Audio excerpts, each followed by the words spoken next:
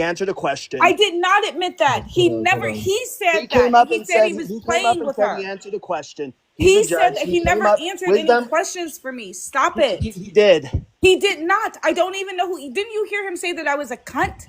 Did you hear him say that? Yeah, and he said he answered a question. He came didn't. Up and did. He can't even tell you what question it was. He was playing with that Rabbi Hannah, trying to get a rise out of her, and she came up here and cried.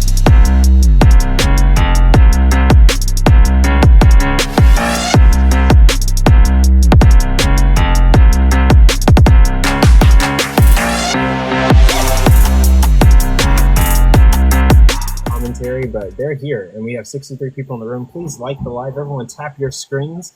Tap those screens. Share it with people. We're about to have an epic debate this is going to be, I'm excited for this. This is going to be awesome. Who's excited on the panel? This is going to be awesome.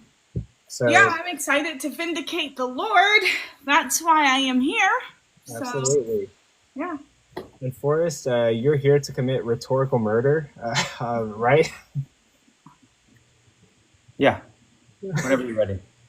Yeah. So let's see. Thank you guys for being here. Obviously, the debate that's about to start, we're going to have Wisdom Songs versus Forrest Mendes on Did God Lie in Genesis.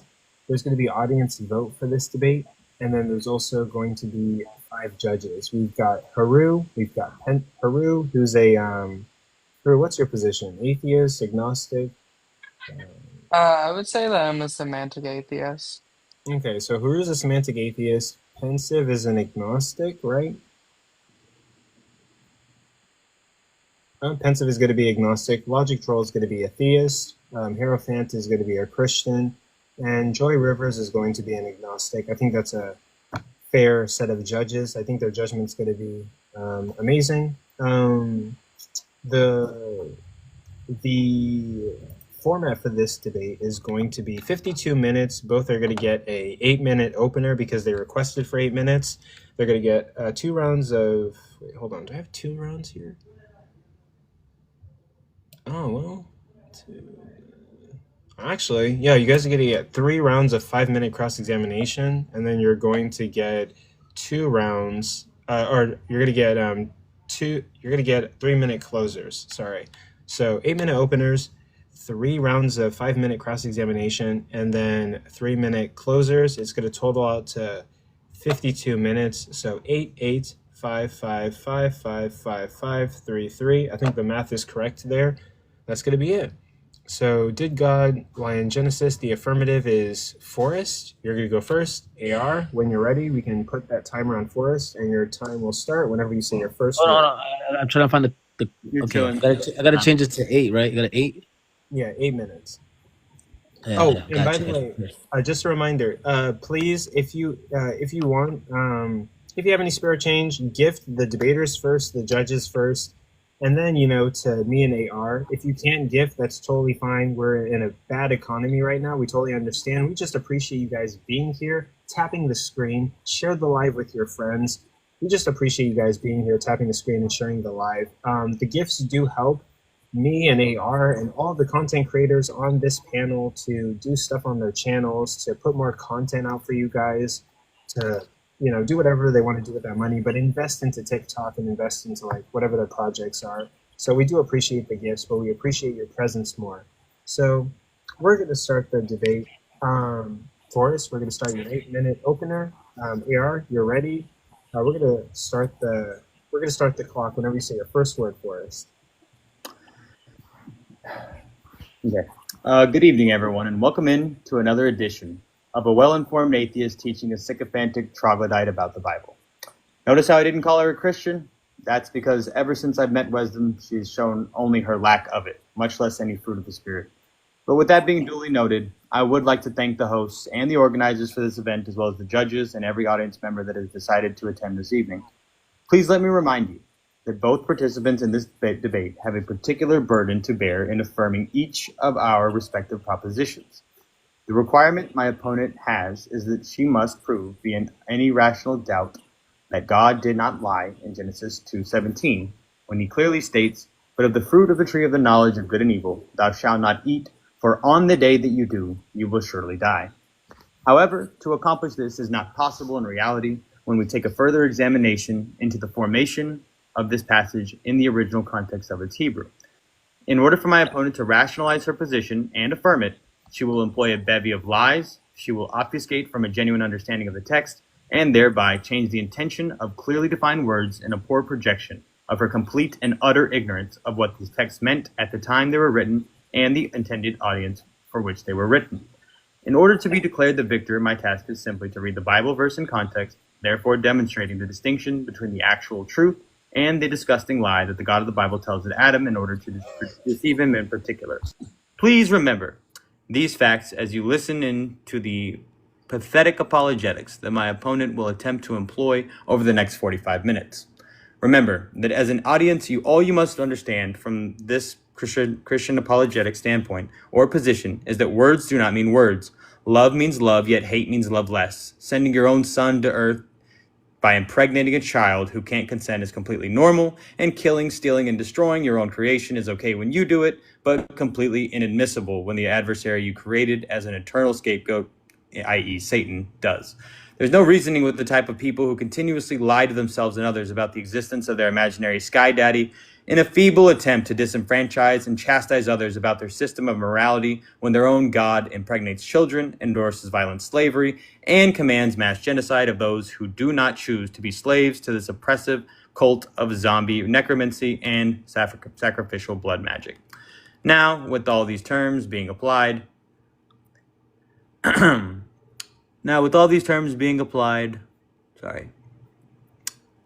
clearly defined and outlined, I will provide my syllogism with an inference rule of deductive reasoning known as affirming the antecedent. The modus ponens are as follows. Premise 1. Genesis 2:17 clearly states that God directly declared to Adam that he would die on the same day that he ate the fruit based on the Hebrew definition and grammar structure of the word bayom. Other examples include passages such as Genesis 20:7, Exodus 21:15 through 17, Leviticus 5:35, Numbers 7 through 10 through 84, and finally 1 Samuel 14:44. Premise 2. In the original Hebrew term, mot tamot, there is context to provide that a physical death will occur within that day. Therefore, in Genesis itself, death is consistently tied to a physical mortality, not a spiritual separation. Premise 3. According to James 2:26, death in the Greek coin, nekros, means the separation of the body and the spirit, i.e. the physical death. For just as the body without the spirit is dead, faith without works is also dead. Premise 4. Adam and Eve did not physically die the day they ate the fruit. In fact, they lived on. Conclusion. Therefore, since a day means literally a day, B, death means to physically die, and C, Adam and Eve did not physically die that day, God's statement in Genesis 2:17 was false, and therefore God lied. This is backed up by the parasomatic infinitive of death, and the death in this phrase is the point of contention for the entire discussion, and unless my opponent can successfully negate the aforementioned propositions and subsequently their conclusion, it rationally follows that my syllogism is logically sound, and therefore I have determinately met the requirements of being declared the winner of this debate. What will now follow will be an exercise in futility by my opponent to try and attack the very words of the scripture she irrationally clings to yet argues against. If nothing else, the people who call themselves Christians on this application will never cease to amaze me with their mental gymnastics that have them justify the slaughter of unsuspecting babies, the rape of innocent women, and the mass G-side of men who simply did not want to be a part of this pedophilic death cult.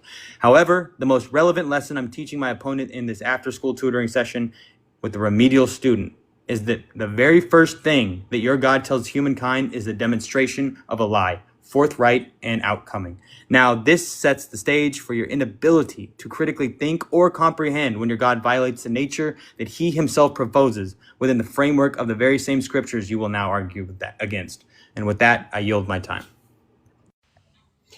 Okay. I'm shedding tears. That was beautiful. That was so beautiful.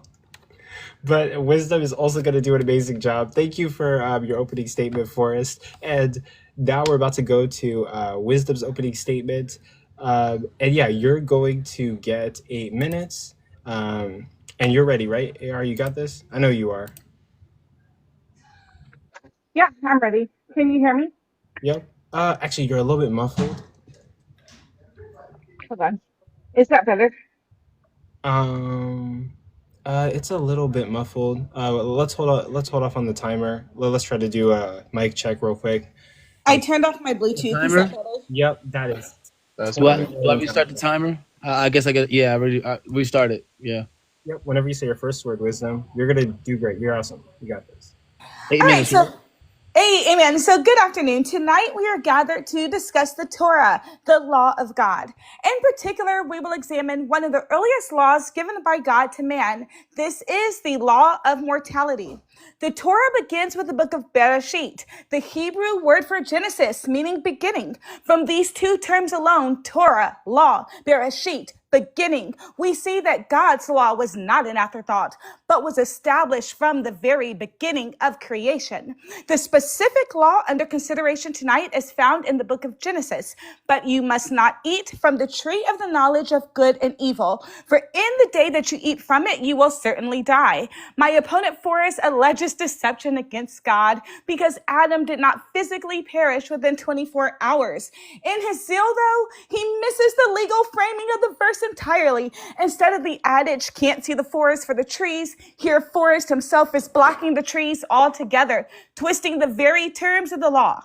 This accusation rests on his misunderstanding of the Hebrew syntax. So my task tonight is very simple, to show that God's words were clear and legally binding. So we're going to call 4 witnesses to the stand: Hebrew grammar, biblical law, ancient interpreters, and the measure of God's day.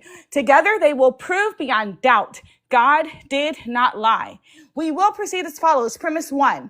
The Hebrew idiom bayam does not mark a calendar day, but an appointed occasion. When we read in the day, Forrest assumes it means a rigid 24-hour period, but the Hebrew idiom bayam does not work this way, Forrest. It means when, at the time, or during the occasion. Witnesses for this premise come from authentic scholarly sources, such as Brown, Driver, Briggs, describing bayam as during or at the time. Halot notes bayam as an action within a larger temporal framework. And Walte and O'Connor say bayam is temporal and introduces a time span in which the action occurs. Focus is not on a point of time, Forrest, but on the occasion or the process. The words God uses is precise. When the Lord is pointing to a specific day and time, the word yom without the prefix bay is used. This usage can be seen in Genesis 1:5. God called the day light. You can see here that is a very rigid, specific day and time. However, let's compare that with Genesis 2:4. This time we're going to put that bay with the noun yom. Here you see it says, in the day, bayam, the Lord God made the heavens and the earth. Surely Forrest doesn't think that this means creation happened in one literal day, but in the whole creation period. This same construction appears in Genesis 2:17, and so we cannot shrink it down to 24 hours. Premise 2, the phrase mot tamot denotes a death sentence, not an instant collapse of life. In Hebrew, the construction of the infinitive absolute mot plus the finite verb tamot creates emphatic certainty. You shall surely die. The point is not immediate expiration, but the legal pronouncement of death's inevitability. Adam was placed under the sentence of mortality from this moment. Lexicons confirm this. Jasenius says that the construction expresses the certainty of entering into the state named by the verb. That verb, dying, you shall die. The Torah's own legal language proves this true. 1 Kings 2:37. On the day you cross the Kidron, you shall surely die. The liability attaches at the crossing, but the execution occurs 3 years later. This is the exact same phrasing, mot tamot. So when God says, in the day you eat, you shall surely die, the meaning is consistent with Hebrew law. So when you see this, you know that you are liable to death from that moment. Premise 3, ancient scriptures bear witness. Genesis 2:17 refers to a mortal process. This is not a modern defense. The Aramaic Targum actually says, when you eat from it, you shall be guilty of death. Philo of Alexandria says, not instant death, but the death of the soul. Rashi, on that very day, you will become liable. Rambam, from that moment, man became destined to die. And Ibn Ezra, not within 24 hours, but when you eat, you shall become mortal. So the Targum said it, Philo, Rashi, Rambam, Ibn Ezra also said it. Across centuries, traditions, the verdict is unanimous. Mot tamot means a death sentence, not an immediate collapse. The charge that God lied cannot stand. Premise 4, even if we read Genesis 2:17 as requiring death within a day, the verdict remains the same. God did not lie. Scripture itself testifies that the Lord's days are not like ours. Adam's life is sustained by the tree of life, but the moment he sinned, he was cut off from the source of immortality. Spiritually, he did die at once. Physically, he entered a mortal process that ended in his death 930 years later, and yet this was still within God's one day. As the psalmist declares, for 1,000 years in your sight are like yesterday. Peter confirms that the Lord one day is like 1,000 years. The rabbis agree. Genesis Rabbah 19:8. Adam died within the day of the Holy One. For a day of the Holy One is 1,000 years, and the Rambam says, day means 1,000 years. As it is written, for 1,000 years in your sight are like yesterday. So even under Forrest's reading, Adam's spiritual death was immediate. His physical death fell within God's single 1,000-day year. And both the scriptures and the rabbis testify for this. So let's go back over it. Premise 1, the Hebrew idiom bayam means winner at the time. Premise 2, mot tamot is a death sentence. It is legal. Premise 3, the ancient witnesses agree. This is how it's rendered even in Bibles. Premise 4, even under the strictest reading, Adam does die within God's day. So the law was clear, the sentence was certain, and the witnesses are unanimous. The timeline does hold for us that God did not lie. Also, with the 1 minute that I have left, I would like to take you back to Genesis. And if you go to Genesis chapter 3, verse 3, you will also see Eve referring to the same death in the same tree, but she does not use the same construction that God does. So you can even see the difference of the word right there 2 verses later. So again, when we look at the sentence construction, we see that what God was saying to Adam is that at the moment you take a bite off of that tree, you will no longer have access to immortality. You will become mortal. The verse says, dying, you shall die. Like running, you shall run. That is in the infinite. It is a process. And with that, I'll rest my case. That's the conclusion of your opening statement. Yeah. So I just want to say, audience, didn't I tell you this was going to be fire? Didn't I tell you this debate was going to be fire? Literally the best debate I've hosted out of all the debates. The opening statements were fucking fire. Oh my God. Those debates were terrific. Jesus Christ, Forrest, you did a good job. And Wisdom, oh my goodness. This is the best debate I've hosted. This is going to be so epic. This is so information-packed. Everybody in the audience is educated. This is fucking awesome. We're going to go to the first out of 3 cross-examination. Forrest, you're going to get 5 minutes to ask questions to affirm your position or disfranchise or, tear down Wisdom's position. If Wisdom gets out of control, you can say, I reclaim my time. We'll pause the timer, get Wisdom under control, and then resume your time. So we'll start the 5-minute cross-examination whenever you're ready.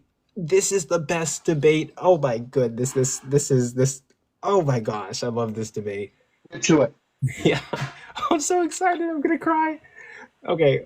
Your 5 minutes starts whenever you say your first word. I'm going to cry. This is so great. Okay, so what I need to know is if you think that I intend to say that mot tamot means a instantaneous death, because I don't think you understand what I said. Do you understand that my framework is that it's not an instantaneous death, but one that occurs within the day or the 24-hour period? Are you of this understanding? Yes or no? Then 24 hours either way. It's not either way. It's not either way. The phrasing does not lend itself to your interpretation. It's not my interpretation. It's the interpretation of the Hebrew word based on scholars. And the scholarly consensus is that there is no physical death. Can you show me an example of a spiritual death within the framework of the Old Testament? My argument was not for spiritual death. My argument was for mot tamot being a legal sentence. Mm-hmm. So it is a physical death. That does not require it to occur within 24 hours. So you concede that it is a physical death. Of course, it is a physical death. I never said it was not a physical death. Now, can you define what a lie is? I would say falsifying information with the intent of mischievousness. Okay, and how can you prove the intent of God? Can you show me how that operant works? What's the mechanism behind proving the intent of an all-knowing, all-powerful, and all-present being? It is not my intention to prove an intent of God. Okay, I'm here to prove that he did not lie. That's not a good definition, because if you're talking about intent and you can't prove intent, then it's a poor definition of the word, isn't it? If you would like to suggest a definition for the word lie, I'm not sure what you're going off on, but well, you don't even have a definition of the word lie, so how can you prove if God did or did not lie? You're talking about intentionality for an omnipresent being that holds all three omni-properties. And in your paradigm, does God hold all these properties? So again, my intent is to prove that there was no falsification. Doesn't matter. His intent I reclaim my time. I reclaim my time. Yep. Does God hold all three omni-properties in your paradigm? Yes or no? Of course, God holds all omni-properties in my paradigm. In your paradigm, can God lie? In my paradigm, God does not lie, no. Can he lie? That's not the question that I asked. He does not lie. Can he lie? That's a third God. My God holds all truth propositions. Okay, can your God lie? I need a fourth time I'm asking you. You're clearly dodging. My God does not lie. Can your God lie? Just a note for the audience, I'm not getting an answer. We'll move to the next line of questions. Hold on. Pause real quick. Let me pause. I know your timer is running, but let me set 2 minutes and 30 seconds on. Yeah, perfect. Yeah, I can't put that on the thing. Yeah. Oh no, don't worry. I got it. So I'm gonna start the timer, but it's gonna be at 2 minutes and 30 seconds. Forrest is asking Wisdom a direct question. Can your God lie? We'll just have you answer that question. No. Okay, there we go. Continue.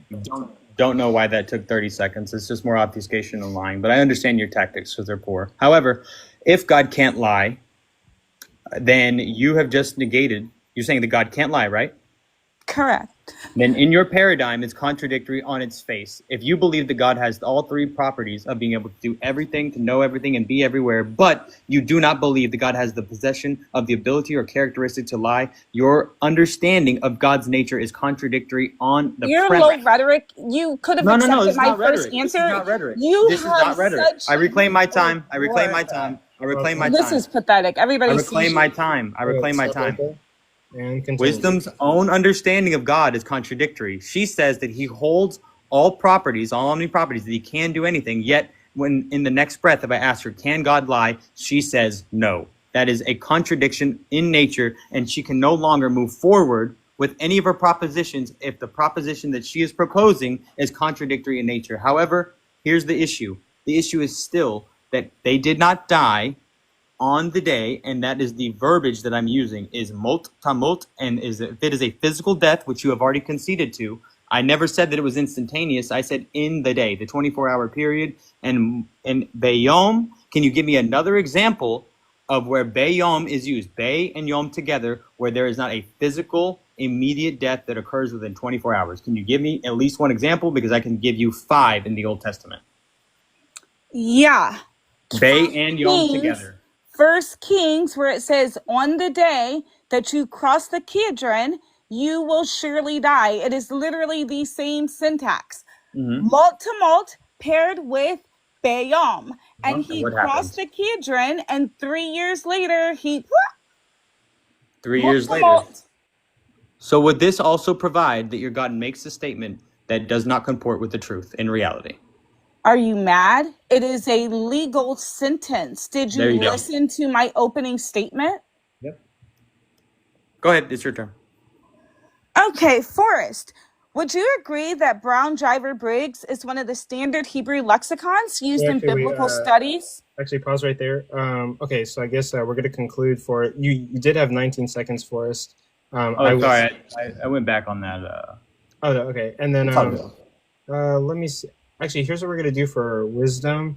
You're going to get 5 minutes, but I'm just going to keep the time because we do need to pause it every now and then when you say, I reclaim my time. So I'll just keep it, and, I'll be controlling it on my phone.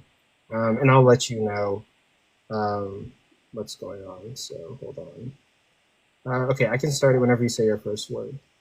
Okay, Forrest, would you agree that Brown, Driver, and Briggs is one of the standard Hebrew lexicons?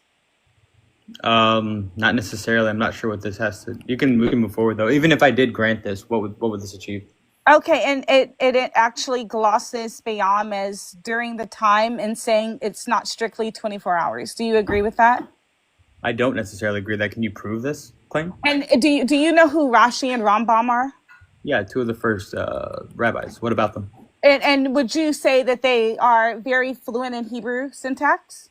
Sure, I'll just completely negate your ability to try to. No, hold on. Yes or no? Would you agree that Rashi and Rambam are very fluent in Hebrew syntax? Yeah, they would be. Yes. Okay, good. So when Rashi says that mot is a death sentence and that it does not denote immediate perishing, what does that mean to you? To me, I would have to clarify which definition of the word are you using? Mot.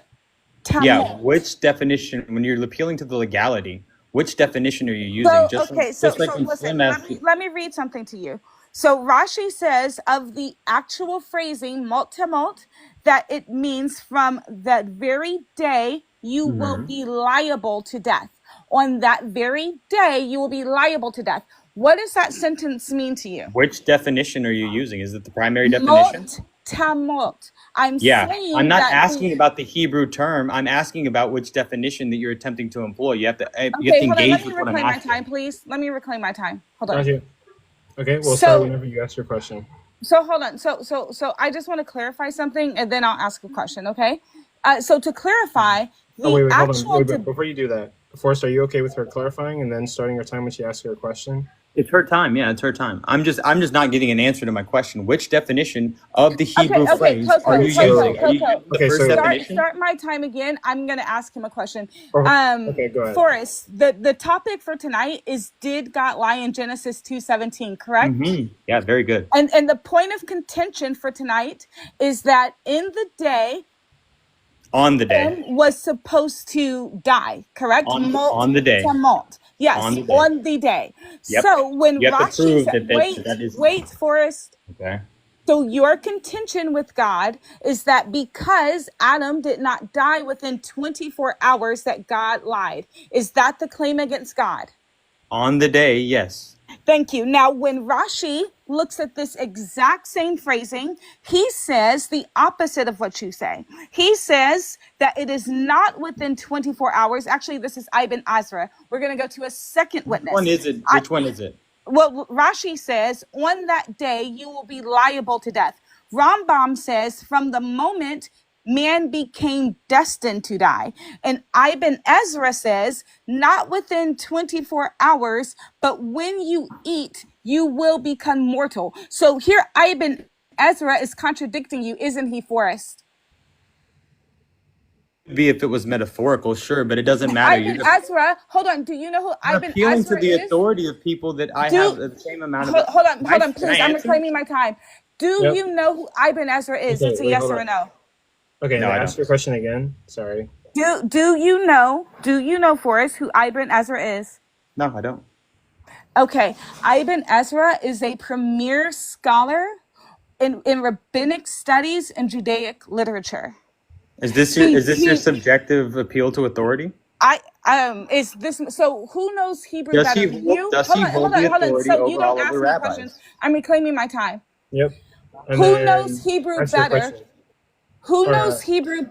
Who knows Hebrew better? Sorry, hold on. Let me clarify. Whenever you say the measure, whenever you say I reclaim my time, just pause for a little bit, and then I'll have you ask your question, and I can start the timer again. I'm just trying to keep up. But you guys are doing great. But I guess go ahead, start. Thank you. So, Forrest, who knows Hebrew better, you or Ibn Ezra?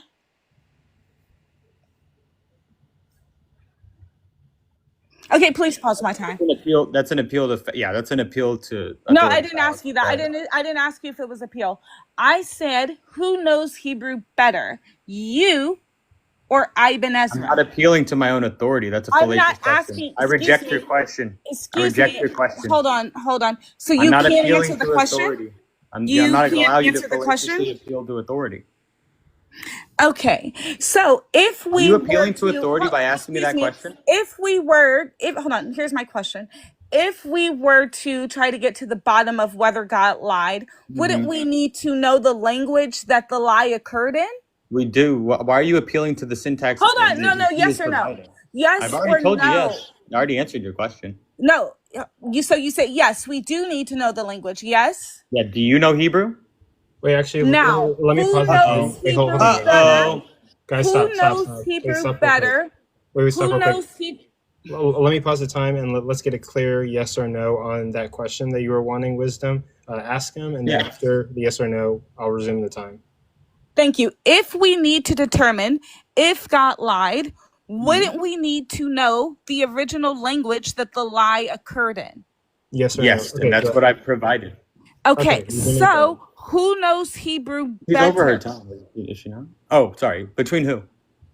Between you and Rashi. Let's just go with that, because you know who Ibn Ezra was. So between a you rabbi and would Rashi. know. A rabbi would know more Hebrew than me. I'm not appealing to my own authority, though. That's why your question is baked in with a fallacious appeal to authority. So Rashi I'm knows not Hebrew the authority better than here. you, You're correct? appealing to. Yeah, I've already said that 4 times. Okay. I don't know if you need me to say it again. I don't know Hebrew as well as a rabbi. However, you need to prove that his interpretations and his syntax are consistent with others, instead of authority and appealing to authority. That's a fallacy that you're attempting to employ, and I won't let you do it. Okay, we'll stop right there. That's the end of the first round of cross-examination. Both of you are doing an amazing job. We're going to go on to the second round of cross-examination. Forrest, you're going to get 5 minutes. Due to the nature of this debate, I'll just be keeping time on my phone. So whenever you guys pause, I can, pause and then keep it going and be accurate on the timing. If you guys can, if you're in the comments, say what? So you don't want me to do the timer then? Yeah, because it's kind of hard to pause it from the TikTok app, so I can just pause it and do it on my phone and keep track. But if you guys can, we got 30.4K likes. Please continue to tap your screens, continue to share. So 146 people in here. Or say what? So I just leave it alone then? Yeah, I can keep the time because. Okay, all right, cool. All right, that's fine. Yeah, they're gonna reclaim their time, and it's hard to pause it on the TikTok app, and I can keep track on my phone and show it on the screen. If you guys can, tap your screens like the live, show the live. There's 149 people in here. Very highly anticipated debate. But Forrest, yeah, you're gonna do second round cross-examination. Your 5 minutes starts whenever you say your first word. Yeah, so my question to you first is, besides the fact that you're appealing to Rabbi Rashi, what evidence do you have to prove that his syntax is proper over the interpretation of any other rabbi? Why are you fallaciously appealing to his authority when I could do the same for any other rabbi or any other person who can understand the Hebrew better than you or I? Right. And that's why I also glossed for you Brown Driver Briggs, which is one of the most respected Hebrew lexicons. I also gave for you the Halot, which is the Hebrew and Aramaic lexicon for the Old Testament. And then we went over multiple different sources. I don't know if you know who Rashi and Ramban is, but yeah, I already that's told you who pretty they were, much. But I'll just reclaim my time. I'll just reclaim my time. Okay, pause, guys. Now, if you've already contradicted the principle, and then Forrest asks your question. Yeah, I've already gotten you to admit that it was a physical death. And now if we're talking about the truth and reality, that being a lie, right? A lie can't comport with truth and reality. That's the basis of this issue, correct? No, the basis of this is your misinterpretation. You reading the text as literal when it is literally legal statute. Can you tell me? And I have shown you. Wait, I'm reclaiming my time. I have to be able to finish. I have to be able to finish answering. It's okay. It's not your time to control. It's mine. Okay, and then Forrest. Can you tell me the hermeneutic principles that you use to determine what is figurative and what is literal? Sure. So when you look at malt, that first noun that comes in is going to be in the infinitive state. So just like the word running is in the infinitive state, then it is paired with the verb tamot, which means that verb is going to be a certainty. So this is why you know that it is in the legal state. Not only do you know that because it's like saying dying, you shall die.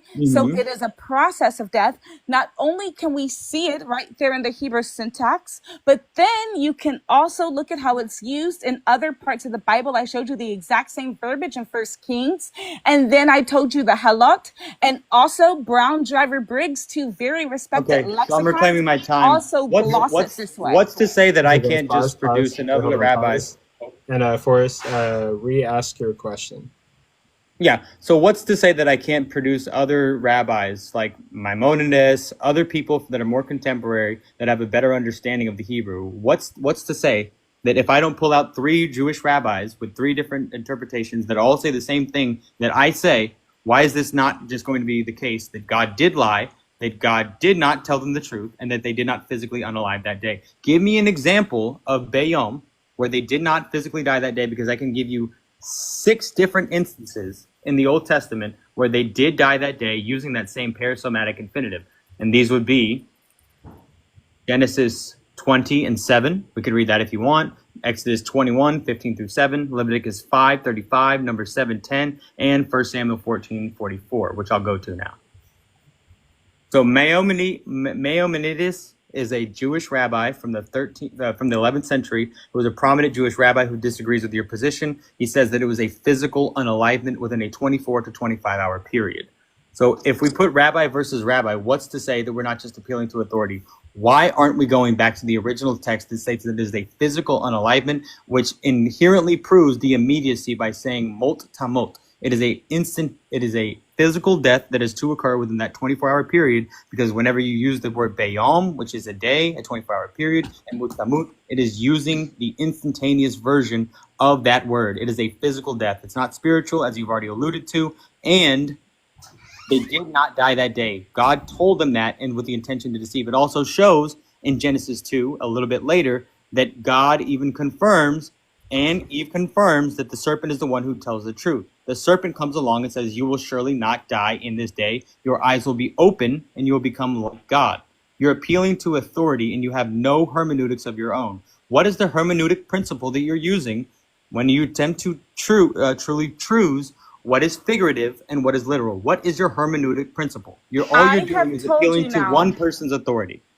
Okay, so first of all, I haven't appealed to one person's. I've given you 2 of the most respected lexicons, okay. And these are not just How is this random. not an appeal to authority? Why does he keep cutting me off? Because it's my time. How is this not an appeal to authority? But I can't answer your question for it. How is this not an appeal to authority? Give me an answer.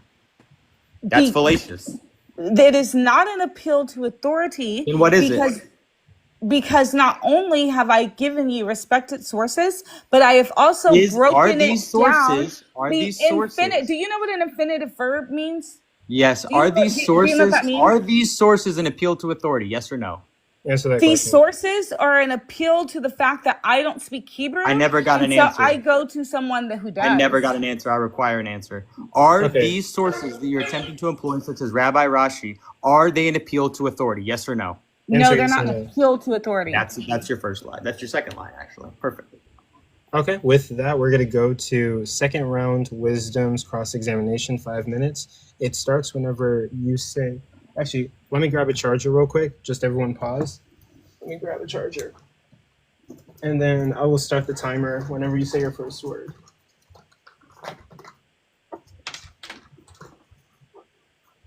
One sec.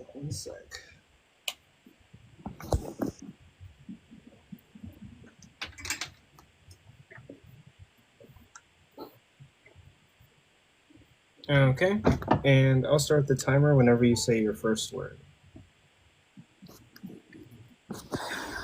Okay, Forrest, do you agree that Genesis 2:17 uses the phrase molt to molt?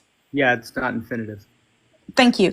And do you agree that this construction is in the infinitive absolute? No. Can you show me that? Wait. Okay. So do you know what infinitive absolute means? Yeah, show me that in the text. Okay. So the word what makes you think it's infinitive? Hold on, you don't get to ask me questions. And actually, I don't have to show you anything. So hold on. So let me just clarify the fact that he doesn't even know that molt to molt is absolutely in the infinitive absolute shows he is not qualified to even have this debate. But I'll give you a quick education. The word dying That means it's in the infinitive. That's the infinitive noun. Paired with the verb tumult makes it have emphatic certainty. This is the exact way that we know that is, excuse me, this is the exact way that we know it is an idiom. Now, do you understand that this idiom has a certain legal consequence with it? That's your burden to bear, not mine. That's your claim. You have to provide evidence. So for in if First you Kings, shall surely die, and it's hold emphatic. on. So in First Kings, where the Lord says, on the day you cross the Kidron, you will certainly die. It is the exact same phrasing, mult to mult. Yes? I mean, that could, yeah, you get to prove that. Can Yes. you show us that? And hold on. And I don't have all day. You should have done some research. That's it is my not, claim to bear. It's it yours. is not until, pause your time, pause your mouth. That's it is not my until claim to bear. It's Stop yours. talking, Forrest.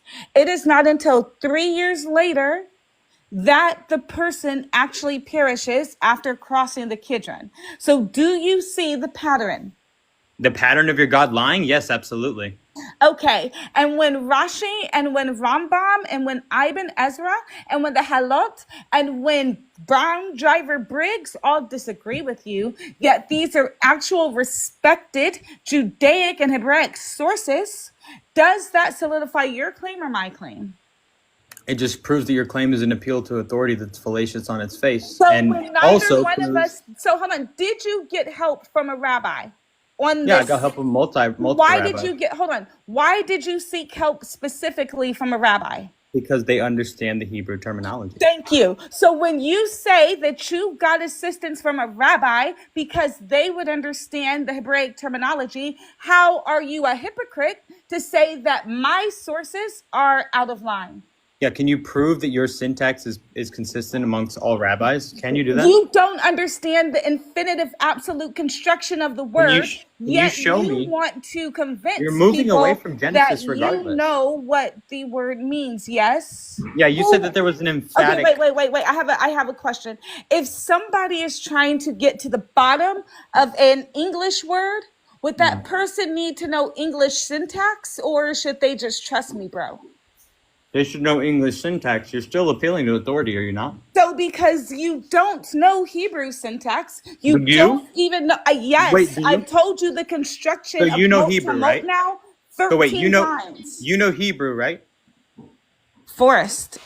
Okay. Do you know Hebrew? Forrest, you don't get to ask me questions. You can wait until You can't answer the question. You can wait until I'm not answering your questions. Now, are you familiar? Excuse me. Third question she didn't answer.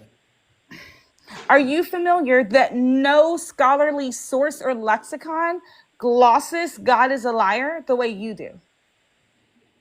No, that's not true. Can you prove that? Could you provide one right now? Wait, you said no scholarly sources? Yeah, no scholarly sources say God. Dan McClellan. Can you provide me with a scholarly source? Dan McClellan. Dan McClellan? Yeah. What are his credentials? Dan McClellan? No, I would like for you to tell the audience what are his credentials. Sure, let me look those up for you. No. You don't have to look them up. Stop my time. Wait, what do you mean? You just asked me a question. Now you don't want an answer? You should know. You just gave his name. I even read it. Look, wait. No, I got it. I can answer the question. Stop. So, are we gonna wait for Forrest to look up his credentials, or do we? No, I don't want him to look it up. I want him to. He the one that like busted the man's name out like he was the GOAT. You asked me a question. Do you think I know all of his? Okay. Yeah, Okay. Yeah. Do you want him or not? Hold on. Pause. No, I want to know what you know about him, Forrest. Come to a stop. Sure, I got it right here. He can either look it up or he can say like he doesn't know the answers to the question. Well, if he has to Google somebody who he just you asked me a question, now I'm answering it. Okay. May I answer it or not? Okay, stop. Go ahead, Forrest. You want to dodge again? Okay, good. Stop. So, what are we doing in regards to time? Are we going to continue the time? Go ahead. No, he can continue. Go ahead. Okay. Are we gonna continue the time? I'm gonna press play. Yeah, but go quickly. You have 10 seconds to answer this. I don't want to hold biography. I can answer it. Wait, is he Christian? Wait, is he Christian or is he Jewish? Let me just ask this question. Pause the time, please. Yep. I'm going to put my foot down. Forrest, you were asked a question. You gave an answer and did not have supporting information. Wisdom is not required to give you time to look up your answer. We can move forward. Okay, let's move forward. Okay, thank you. Okay, so is this person a Christian or a Hebrew speaker? What relevance does that have? Do you know the answer? Yeah, he speaks Hebrew.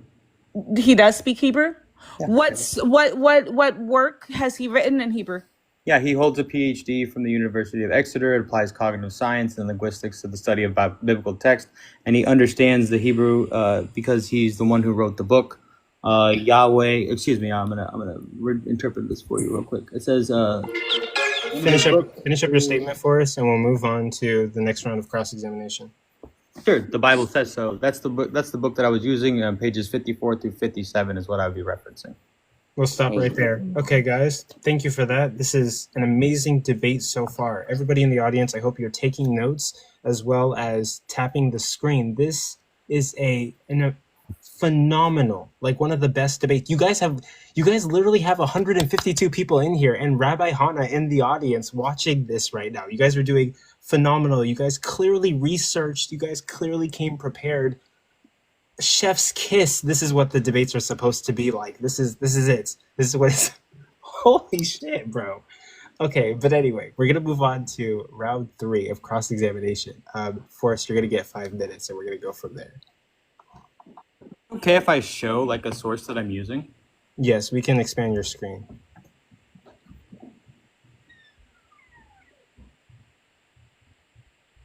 Okay, perfect. So I'm going to show a page from one of the books that I'm referencing. This is particularly going to be because God said so, and I'm going to start off with this page in particular. Actually, no, I'll move to the second one.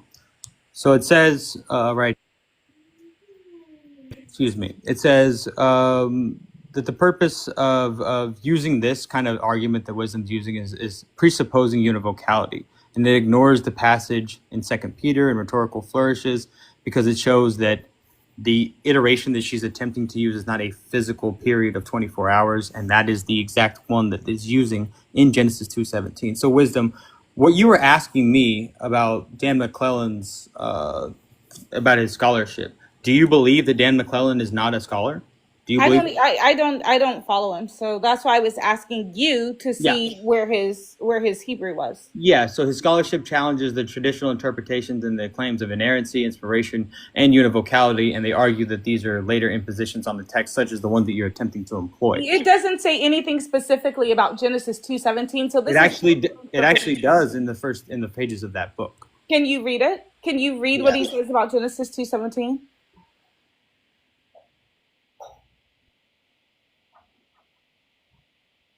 Am I positive? And I love how this is turned into an appeal for authority from Forrest. So is it fallacious or not to appeal to authority? Yes or no? If that's your only appeal, I mean, but that wasn't. I literally went over the construction with you multiple times of mult to mult. I went over that multiple times.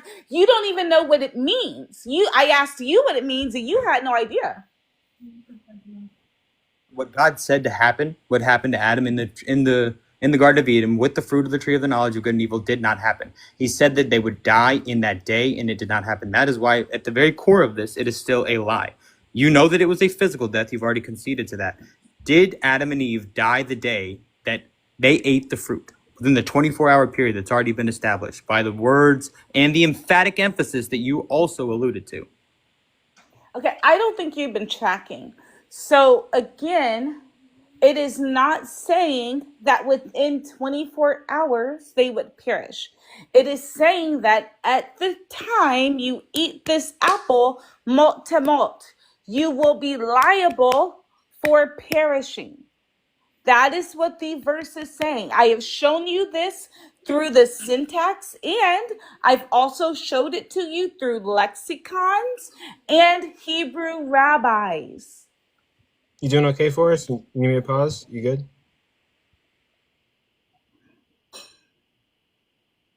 You shouldn't. The parasomatic infinitive is what's used to emphasize death in this verse. That's what Dan McClellan's book, Why God Said So, says on page 55. It is a physical and alignment, and I don't know how many times that I can say this. I can show you on the screen if you'd like. It's just a little bit warped. We can here, let me pause and then get this going. I'm sorry.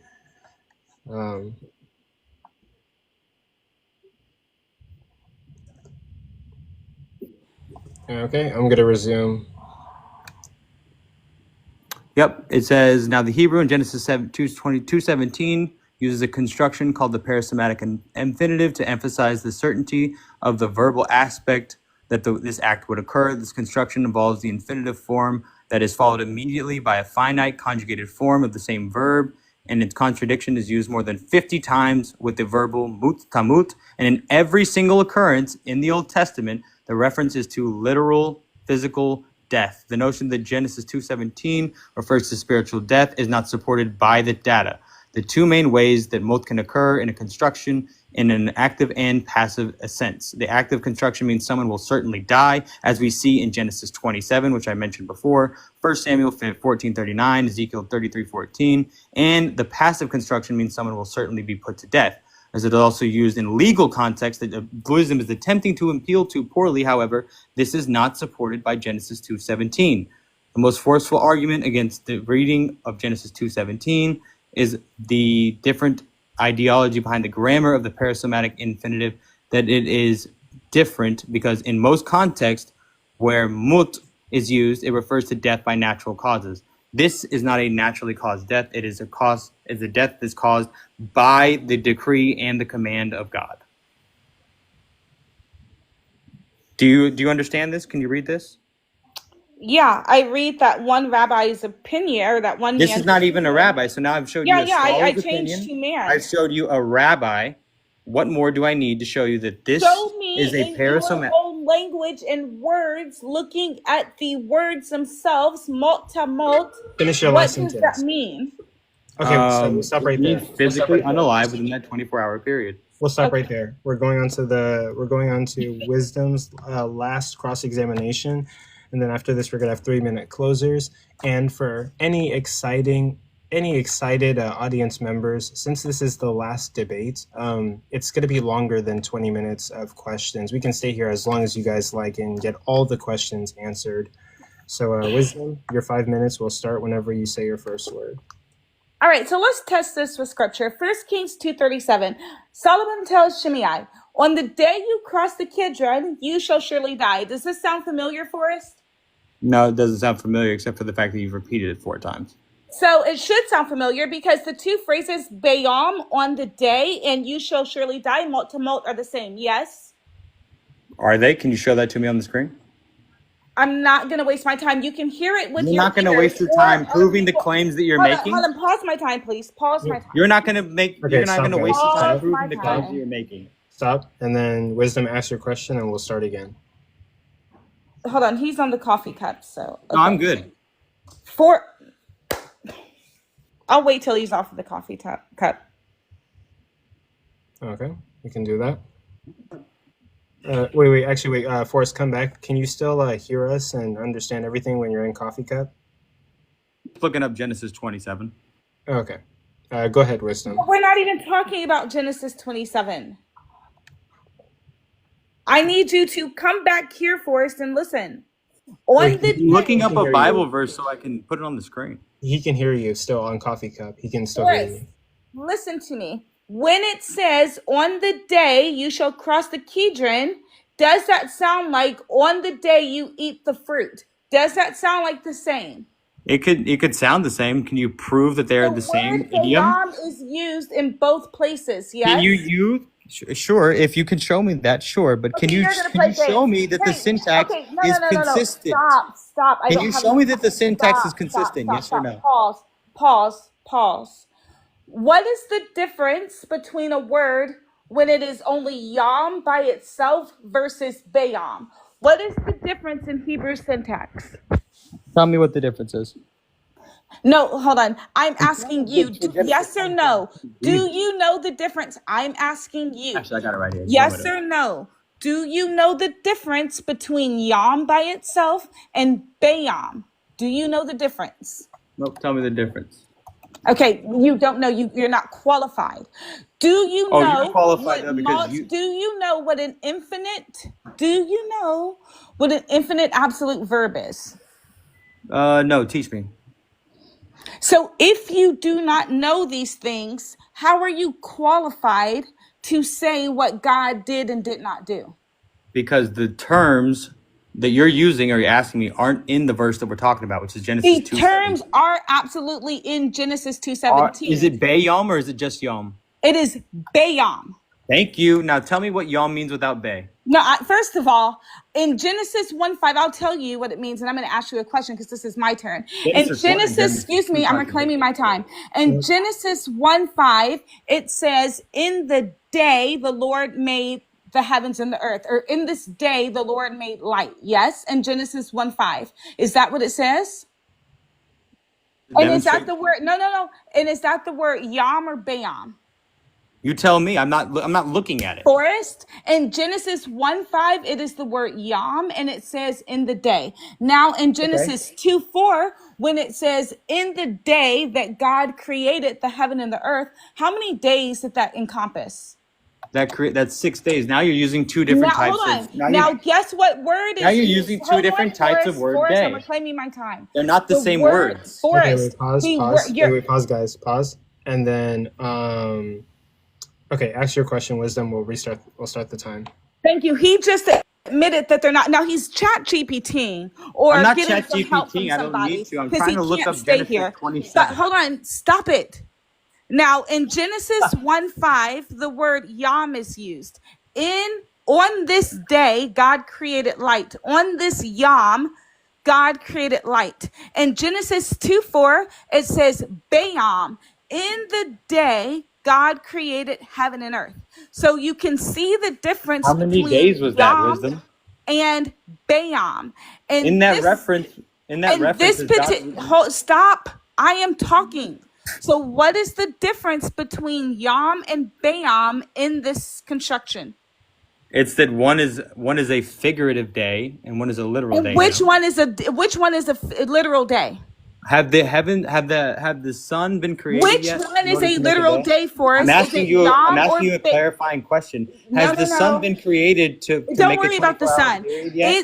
I'm worried about the sun because Forrest, I'm going to reclaim my time. Coco, he's asking me questions that have nothing to do with what I'm talking about. This man is asking me about the sun as I'm talking to him. Okay, stop. So I've paused the time. Wisdom, ask your question. I'll start the time again.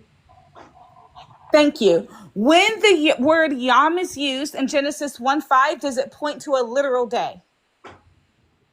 I don't know. I don't know what Genesis 1:5 says. Genesis 1:5 says, "And God called the light day on day 5 or something. Day 5. That's Yom before 5. the sun was created, correct? Okay. You realize you've lost. Can you answer my questions? Can you answer my questions? You realize you've lost this debate, correct? Can you answer my questions when I ask them? Do you have on black? Do I have what? Do you have on black? No, I haven't white. Because remember how you told me to wear black today for my funeral? Okay, we'll stop right there. Okay. You can't answer. You can't answer a single question. Because your questions are based on fallacious. Right I'm going to start muting and people. interpreting the words without. That's it. We're done. That's it. Okay, we're moving on to final statements. Shit. You good? Oh no, we're good. It's just I thought that I had one more. Sorry. Okay. Yeah, that was 3 rounds of cross-examination for 3 for 3 for both of you. Now we're going to move on to closers. Forrest, you're going to get a 3-minute closer, and then Wisdom, you're going to get a 3-minute closer. Then the judges are going to make their decisions, and I'm going to put up a poll. Judges are going to tell us what they decide, and we're going to get judges' vote for the debate, and we're also going to get audience vote for the debate. So, Forrest, your 3 minutes starts whenever you say your first word. Sure. So I'm just going to repeat my syllogism that was originally given to prove that God did lie. Once again, it's Genesis 2:17 clearly states that God directly declared to Adam that he would die on the same day that he ate the fruit based on the Hebrew definition and the grammar of the construction of the word bayom. Other passages include Genesis 27, which I was trying to get out, Exodus 21:15-7, Leviticus 5:35 and on. In the original Hebrew, mot tamot, there is a context to provide that it is a physical death that she also alluded to, and it will occur within that 24-hour period. The ones that she was alluding to in Genesis 1:5, Those are different types of a different definition of the word day. That's why she tried to allude to yom when it doesn't say be-yom like it does in Genesis 2:17. The Hebrew term mut tamut literally is a physical death that will occur within the day. That's the issue. God gives them that issuance of the command. They do not follow it, and they do not die that day. For just as the body without the spirit is dead, faith without works is dead. In the Greek koine, once again, the word means the separation of the body and the spirit. Wisdom cannot give you a single example of a spiritual death throughout the entire book, nor can she give you a separation of the spirit and the body. God gives them a command. They do not follow it. They do not physically die that day. Therefore, Adam and Eve did not physically die P4 that day that they ate the fruit. They lived on, Adam, for 930 years. And the terms that she were using in 2 Peter 5:6-8, those are figurative devices. They are literal. They are a literary flourishment. What they are alluding to, wisdom that is a figurative device, because it is a simile that uses like or as. It says a day on earth is as a day in heaven with God. It is not talking about a physical presence on earth. Therefore, once again, the conclusion is, since a day means a literal 24-hour period, death in the terms of mut tamut means an emphatic physical unalivement. And C, Adam and Eve did not die that day. God's statement in Genesis 17 is still false, is still a lie. The parasomatic infinitive of death is the point of contention for the entire discussion. The issue here is that she has not met the threshold of proving that God didn't lie. All she alluded to was a different definition of the word day using one other passage in 1 Kings. You cannot show me any other consistent, logical proof that God did not lie because he gave them an issue of a command. They did not follow it. They did not physically unalive that day. You're concluding there? Sure. 1 second. Yeah, we're good. Okay, we're concluding there. Wisdom, it's your turn. You're going to get 3 minutes to close. And then with that, judges vote, audience vote, the rest to come. Let me start. I'll start. You can start. I'll start your 3 minutes whenever you say your first word. Thanks. So again, just ladies and gentlemen, thanks for being here. All praises to the triune God. I am so happy that we were able to establish that no, God did not lie today. The words of Genesis 2:17 are not deception for us, but they are a legal decree. You never actually dealt with it. I asked you many times what does malt to malt means. It does mean the infinitive absolute plus that verb. It is the standard legal formula in the Torah. I showed you multiple places where this same formula was used. Also, it was used in 1 Kings, where the guy was crossing the Kidron, and he was said, if you cross it on the day, no, he said, on the day that you cross it, malt to malt, the exact same verbiage. And it was 3 years later. There are multiple places in the Torah that show you this. This is why lexicons gloss it this way. I showed you the Brown Driver Briggs that glosses it this way. I also showed you the Halat that glosses it this way. But not only that, I took you to actual scholars, Rashi and Rambam. They are the greatest voices in Jewish tradition. This is not just somebody that I'm Googling to find that just happens to agree with me. Rashi and Rambam happen to disagree with me on a lot of different theology. But this is just not one, because the truth is that God did not lie. These are not fringe voices. Also, you then went and appealed to authority, which was actually quite funny, because I wasn't only appealing to authority. I was saying that I know these things because respected Jewish sources tell me these things. But then I also told you with my own words what malt to malt means. Dying, you shall die. So the infinitive the infinitive noun of malt, that is what's going to absolutely slaughter you here. I also asked you, what is the difference between yam and bayam? You refuse to even give me a response. Yam definitely means a more rigid stance, where bayam is opening it up.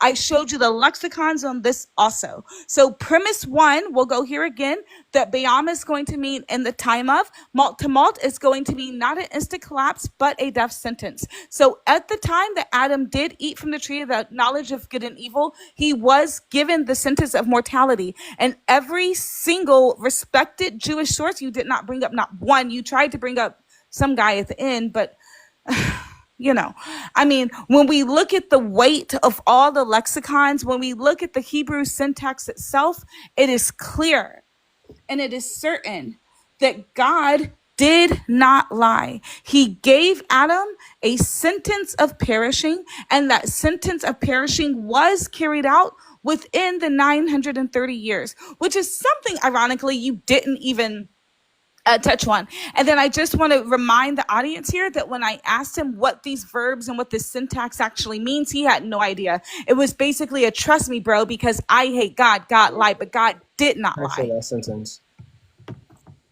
Is that your last sentence? You're good? Yes, that's fine. Okay. Yeah, like yo, well, what can I say, ladies and gentlemen? I hope that you enjoyed this debate. I absolutely joined this debate. I did know that Pensive left, so he didn't really hear Wisdom's conclusion, but we'll see how the judges' votes go and whether we need a fifth judge. May I go first? Judges, are you ready to decide? Yo, Coco, you hear me? Yeah. I have his vote. I have Pensive's vote. Oh, he gave it to you? Yeah, he gave it to me, yeah. Could you possibly screenshot that so we have like visible proof? And then we can Yeah, I got you. Bet. So Got judges, you. if you're ready, you can start telling your decisions. You can start, Joey. First. Yeah, thank you. Go ahead, Joey. I wanted to say I don't really know who Wisdom is, but pleasantly surprised. I'm going to give the first round of the openers to Wisdom. I think she was much more prepared, and she laid out her argument and her sources very thoroughly.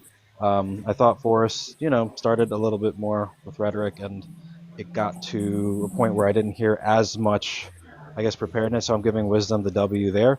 In the first cross-examinations, I'll give the point to Forrest in that he held Wisdom accountable to admitting definitions. Now, again, I was also holding my daughter, but he did get her to concede some definitions, and I didn't think that Wisdom did a good job in laying out her arguments for why she said the rabbis. I think Forrest did a good job showing that she was appealing to authority. I think all of that went out the window, though, because in the next cross-examinations, Wisdom demonstrated it's not just an appeal to authority, it's that she laid out their arguments and why she thinks so. And I think she did a very good job demonstrating that Forrest's arguments, including in calling down McClellan, is still in the minority of scholarship, and she still holds the overwhelming consensus. Even Bart Ehrman holds the view that Wisdom holds, so I have to give her points for that, and for that reason, I'm giving the W to Wisdom. Okay, thank you for your candor, Joey. Any judges that are there any judges that are ready to give their vote? Yeah. Okay, go ahead, Hierophant. What's going on, Forrest? I've seen better performances, homie. I'm not saying that you did bad, but this was not your best. I've seen you easily win these arguments before. Sure. And so what bothered me is that you talked about scholars, but then didn't provide any sources until pushed on it in Wisdom's Cross. And that was kind of the other thing, and this is a Jewish thing, Maimonides is Rambam. And so Wisdom was using Maimonides and reading from the Rambam when providing sourcing. I like that Wisdom, you maintained your composure. You were respectful the entire time. You did really good at not just controlling your own time, but also controlling parts of Forrest's. That's one of the things that kind of bothered me too, Forrest, is like in the cross, and especially in your second cross, you let her go for like almost 2 full minutes. You just let her run her argument, and like immediately, the minute she didn't answer correctly, you should have reclaimed your time. That would have put a huge stop in what she was doing. Yeah, I think I did like twice, right?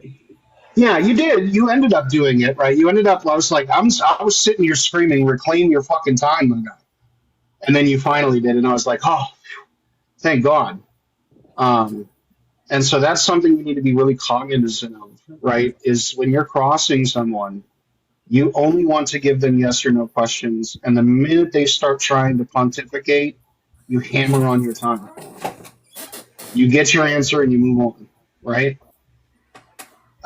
And then I don't even think Wisdom got to her actual cross 3. She just reinforced her second cross where she pushed the syntax and supporting arguments for supporting like sourcing for her arguments. They weren't appeals to authority, folks. She appropriately used her sources. And then finally, she admitted that the death was a physical one. She only made reference to a spiritual death as a possible interpretation. But in her opening statement, she already affirmed that Motsumo was physical death. So I'm gonna have to give the thing to Wisdom. Wisdom, you surprised the shit out of me. Like, you shine tonight, girl. Okay. Hierophant, thank you for your candor. Logic Troll, you want to go? Or Haru, do you want to go? Sure. I had, in the start, I had Forrest pulling ahead in both the openers and the first cross exam. And I think you both did decently well here. But then as it dragged on and the cross-examinations went on, I had Wisdom not only catching up, but pulling ahead slightly. And I docked a couple marks for the constant interruptions, or I guess like rule breaking on the cross-exams for us. But other than that, I think that it was actually fairly close. If I don't know if other judges took into consideration the comparison there of sort of like over talking when other people were using time, etc. The only other piece of advice I'd give as well for us is, like I'm saying, like as it was dragging on, I think you had with this length of time good opportunities to pivot to other points in scripture, other arguments maybe even. And I think that the more it dragged on, the more she was able to just sort of meet you where you were at and defend, I guess, the position while and then it just kind of like was gridlock with both of you pulling out fairly evenly. But those marks on, interrupting and the time things it honestly affects big when it's so close like that. So great job, guys. Thank you for letting me judge, and much love. I give it to Wisdom. Okay. With that, Haru, do you want to give your final judgment? Yeah, so I would just like to say, in like the cross-examinations, there was a lot of interrupting. A lot of individuals were reclaiming their time. I would say during like the opening statement and during the first cross-examination, Wisdom did multiple times like say it was a physical death in multiple like occasions. I don't know why we kept pushing on that. There were, in the second cross-examination, there was like a lot of hostility. There was like a lot of interruptions and shifting somewhat of the balances, like in this debate through. And then the third cross-examination really did put the nail in the coffin. Because what I have is Forrest overspoke 6, 7, 8, 9 times. And Wisdom only overspoke 3 times. Wisdom reclaimed her time a lot. She did what was in the rules, and I would say that in the first half, Forrest, I thought you were going to win because of your rhetoric. But in the last half, I have to give it to Wisdom. Wisdom has my vote. If y'all want my notes, I can send them to you. Just message me. Okay. Ladies and gentlemen, so calculating Don't hate us, bro. Ladies and gentlemen, calculating all of the votes.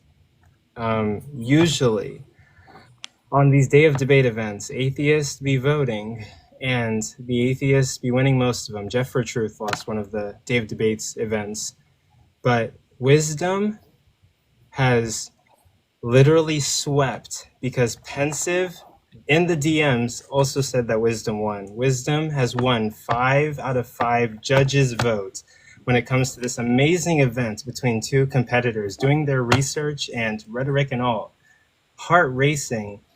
Yes, Wisdom is declared official winner of this debate tonight. 5 sweeping judges. Amazing work. Congratulations, Wisdom. You've won. 5 judges. Sweeping. Jesus to God. Oh my God. I'm so happy because, I'm not God. I just want to say this. Thank you to the judges for your unbiased judging. And I just also want to say thank you to the Lord because God did not lie. And I know that atheists don't like this, but this debate was very important to me because people do think that God lied. He did not lie. So when you look at the Hebrew grammar, it shows you that he did not lie. So that's what was most important to me. So all praises to the Lord. But also, I do want to say this literally best debate I've ever hosted, hands down. This was such an amazing debate. Forrest, you did an amazing Forrest, you did an amazing job. Well studied. I still appreciate Wisdom for being here too. Yeah, absolutely, guys. Like without it. So. Even though insults were thrown, I think at the end of this, we can shake hands. This was an opportunity for people to learn. We can somehow find a way to be cordial, have a newer sense of respect for each other, and move forward, respecting each other's work, hard work, ethic, and like research and devotion into this specific event. Both of you guys did phenomenal.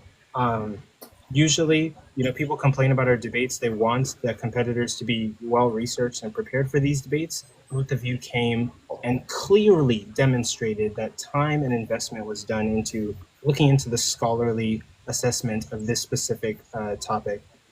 We do also have an audience vote, and I do have to declare, hold on, give me one sec. Bear with me, everyone. Thanks. I'm going to put it up here. Hopefully you guys can read this. Hold on. Let me flip it around. Sorry, I'm a grandpa with technology. If you guys can read that, Wisdom did also win audience vote, 60.87 over 39.13%. So all around 5 over 5 judges sweep and then audience sweep. But both of you guys did a good job. Nobody should be ashamed from this debate event, and everybody should go home. I'm going to post this debate event tonight.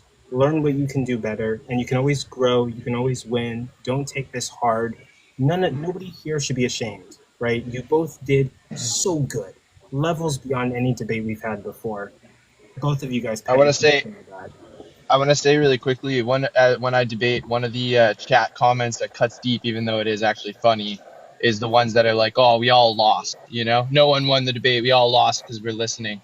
And I want you guys to know as participants that it is funny, right? But as participants, that anyone listening to this and on the panel does actually appreciate your participation. No one lost.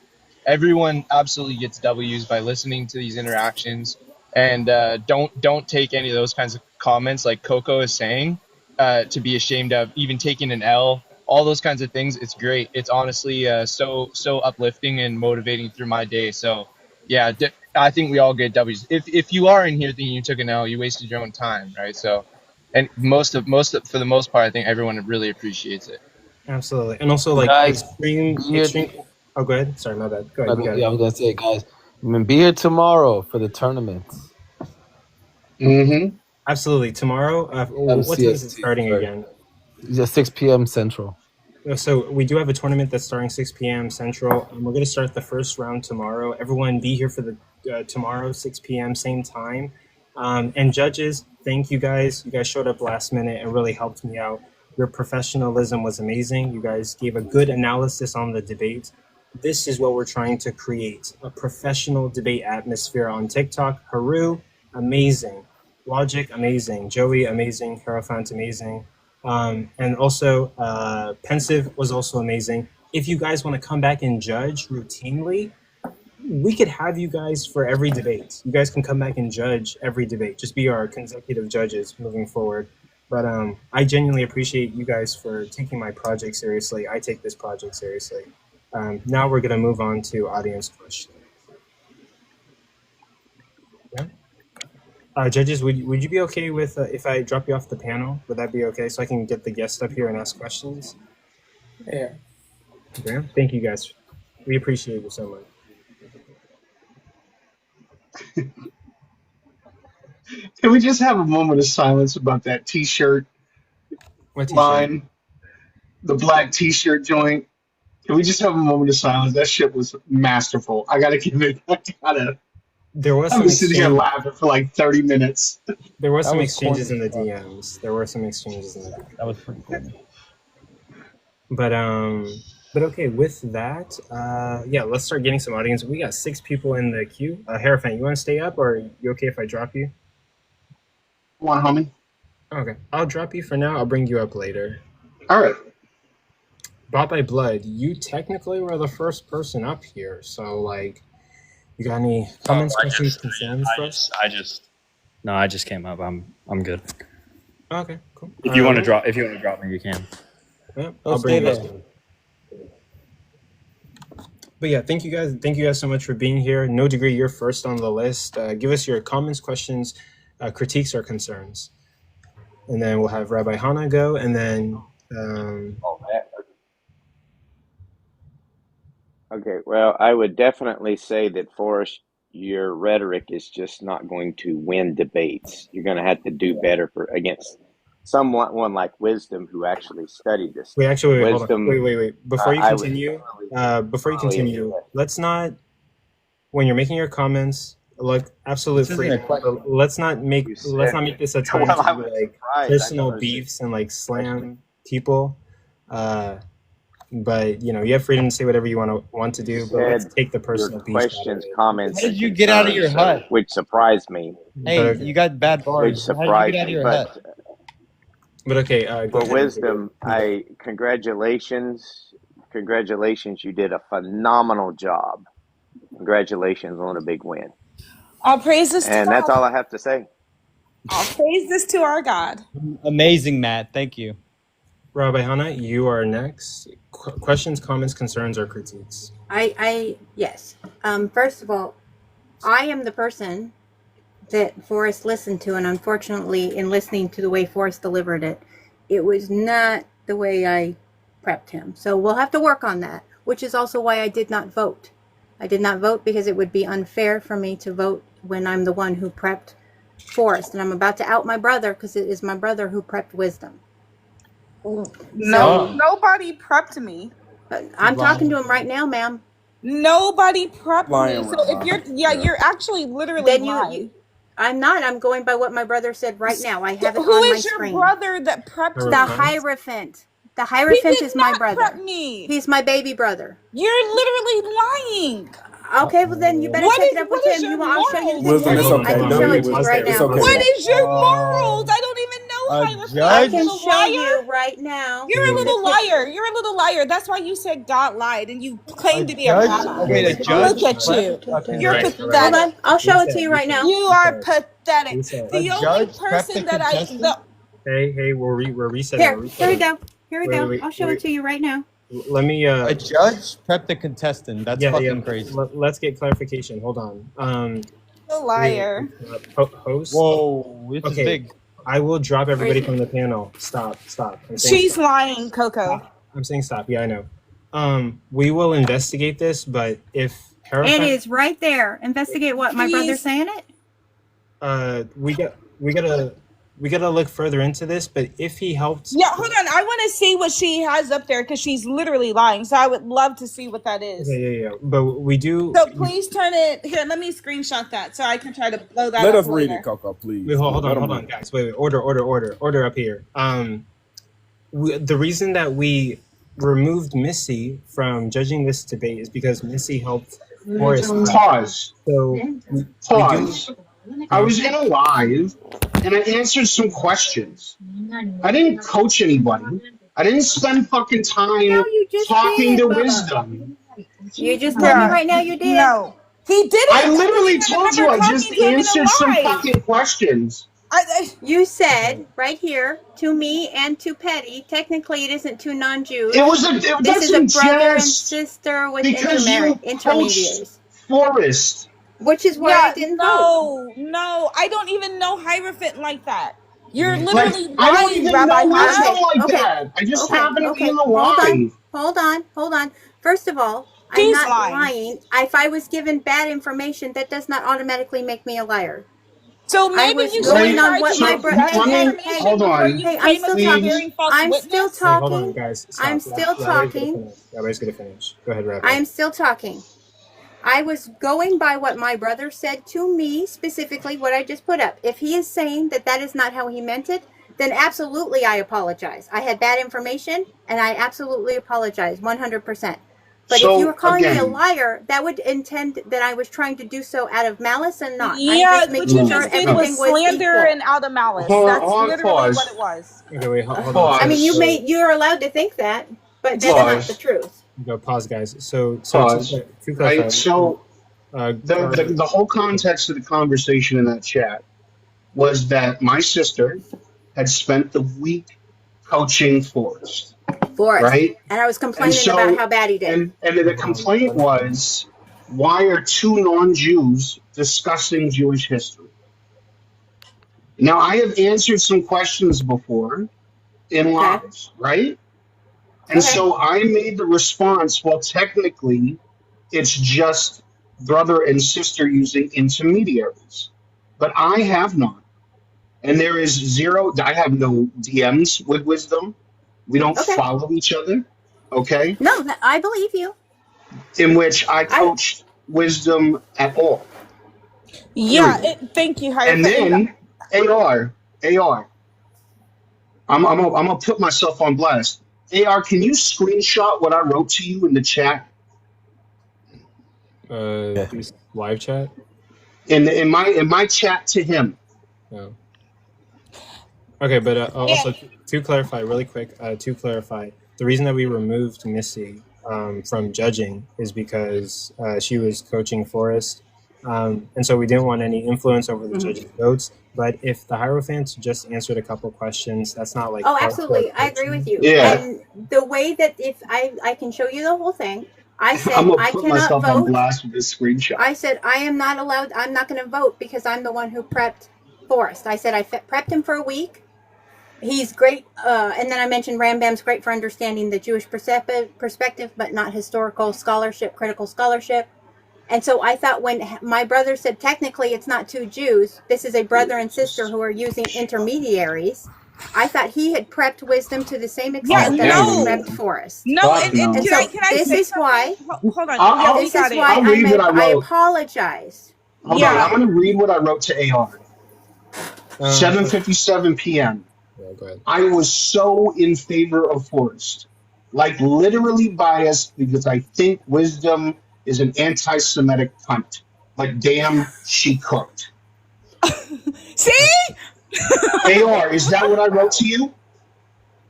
I mean, like, that's crazy. The accusation that because here, and I will say this, nobody coached me. I literally studied the wording, and when I got my opening written, that is when I sent it to Hebrew-speaking individuals. I sent it to about 3 Hebrew-speaking individuals to look over my work to ensure that I myself was on the right track. So all this accusation that's flying around, I absolutely believe you. Stop. And also, if you told my sister she going to hell. Okay, guys. Okay, wait. Stop right there. So, no, it's okay. It's okay. I'm okay. So all I'm saying is I'm going to reiterate that I apologize because given the conversation my brother and it were in at the moment, I thought he was insinuating that he prepped you to the same extent I prepped Forrest. And I was like, you cannot vote then at all for either side because you cannot vote if you did the prepping.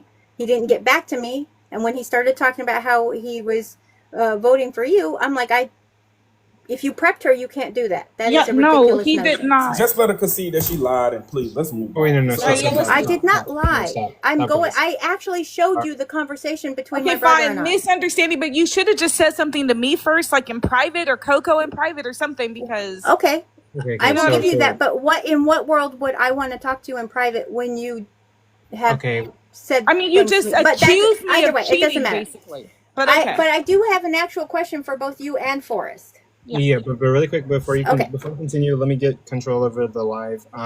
So misunderstanding. Rabbi is apologizing to wisdom. We can move forward, right? We're good. Yeah.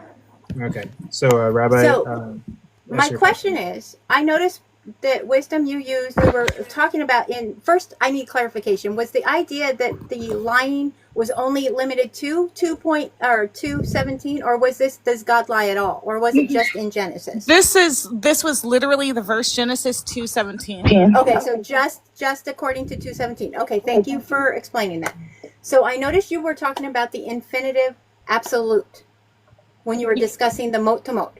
My question is, when you did that, but you didn't also add in the finite verb that comes for emphasis, making it a paronomastic infinitive absolute, what was that? Because that changes the entire understanding from something that is something that will come to be to actually meaning yes, die, yes, as in the now. It is passive versus active, and this is not a passive once it becomes the paronomastic infinitive absolute. It would be passive if it stayed as the infinitive absolute, but because it ends a finite verb for emphasis, it becomes the paronomastic infinitive absolute. Yeah, so I'm no, wondering absolutely. why you didn't lean into that. I heard rather you. Can I than respond?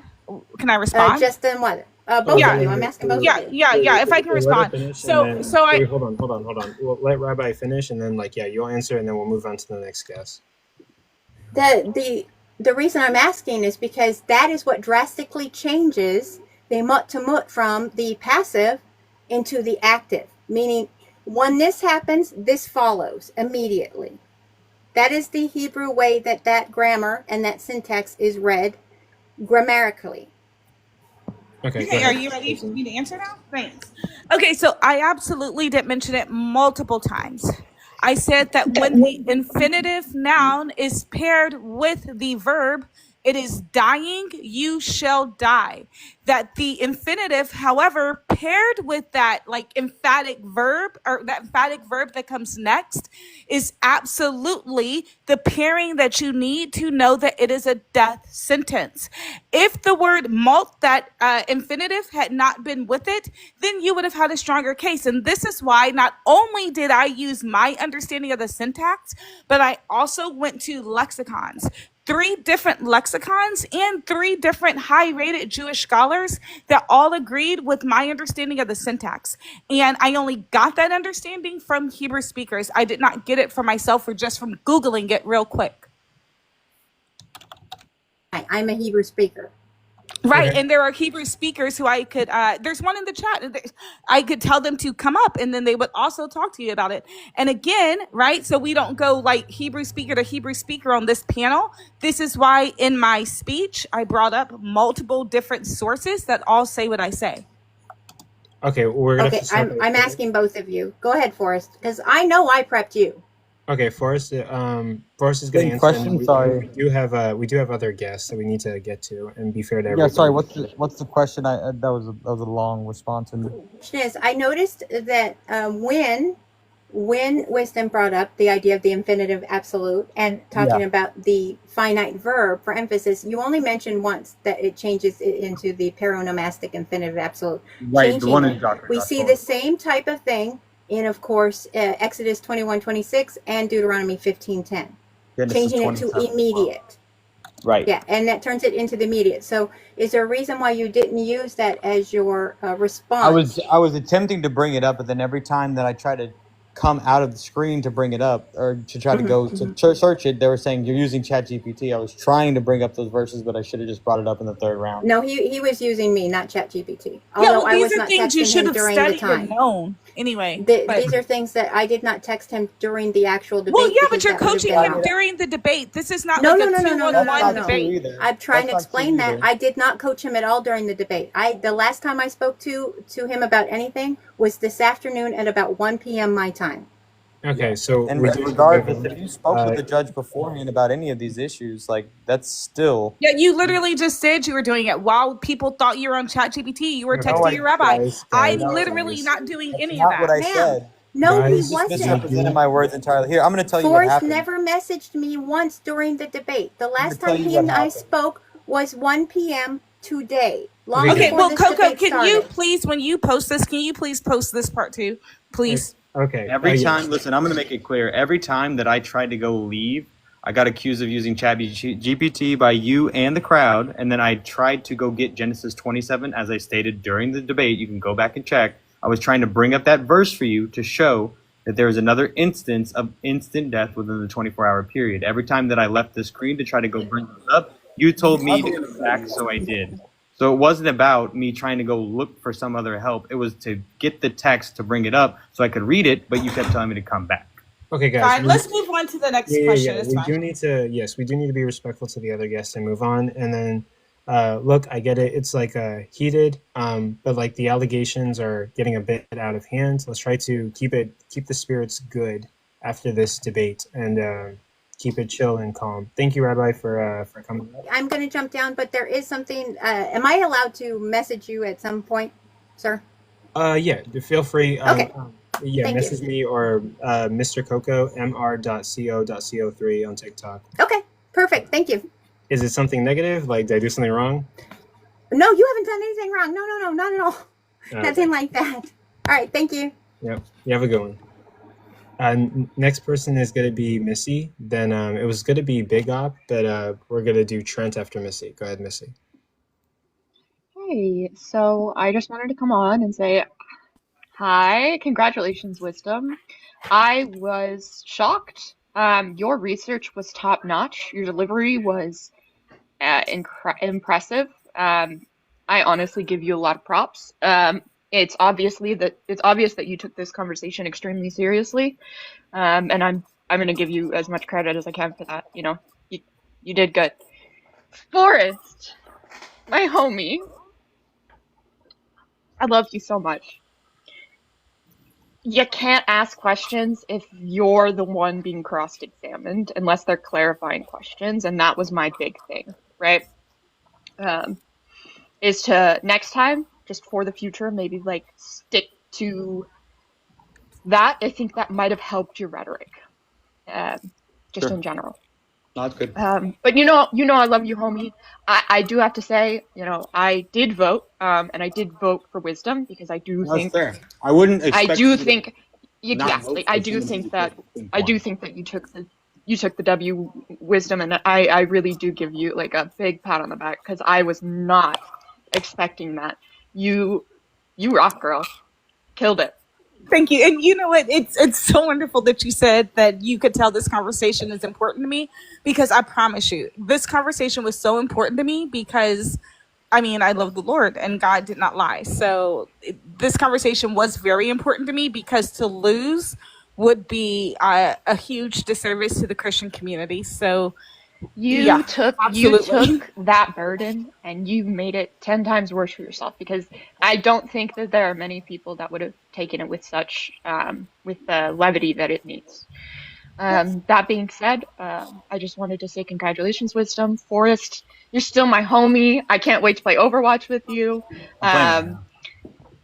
Deuces, everyone. Thank you, everyone in the chat. Give gifts. Y'all are awesome. Thank you for your candor. All right.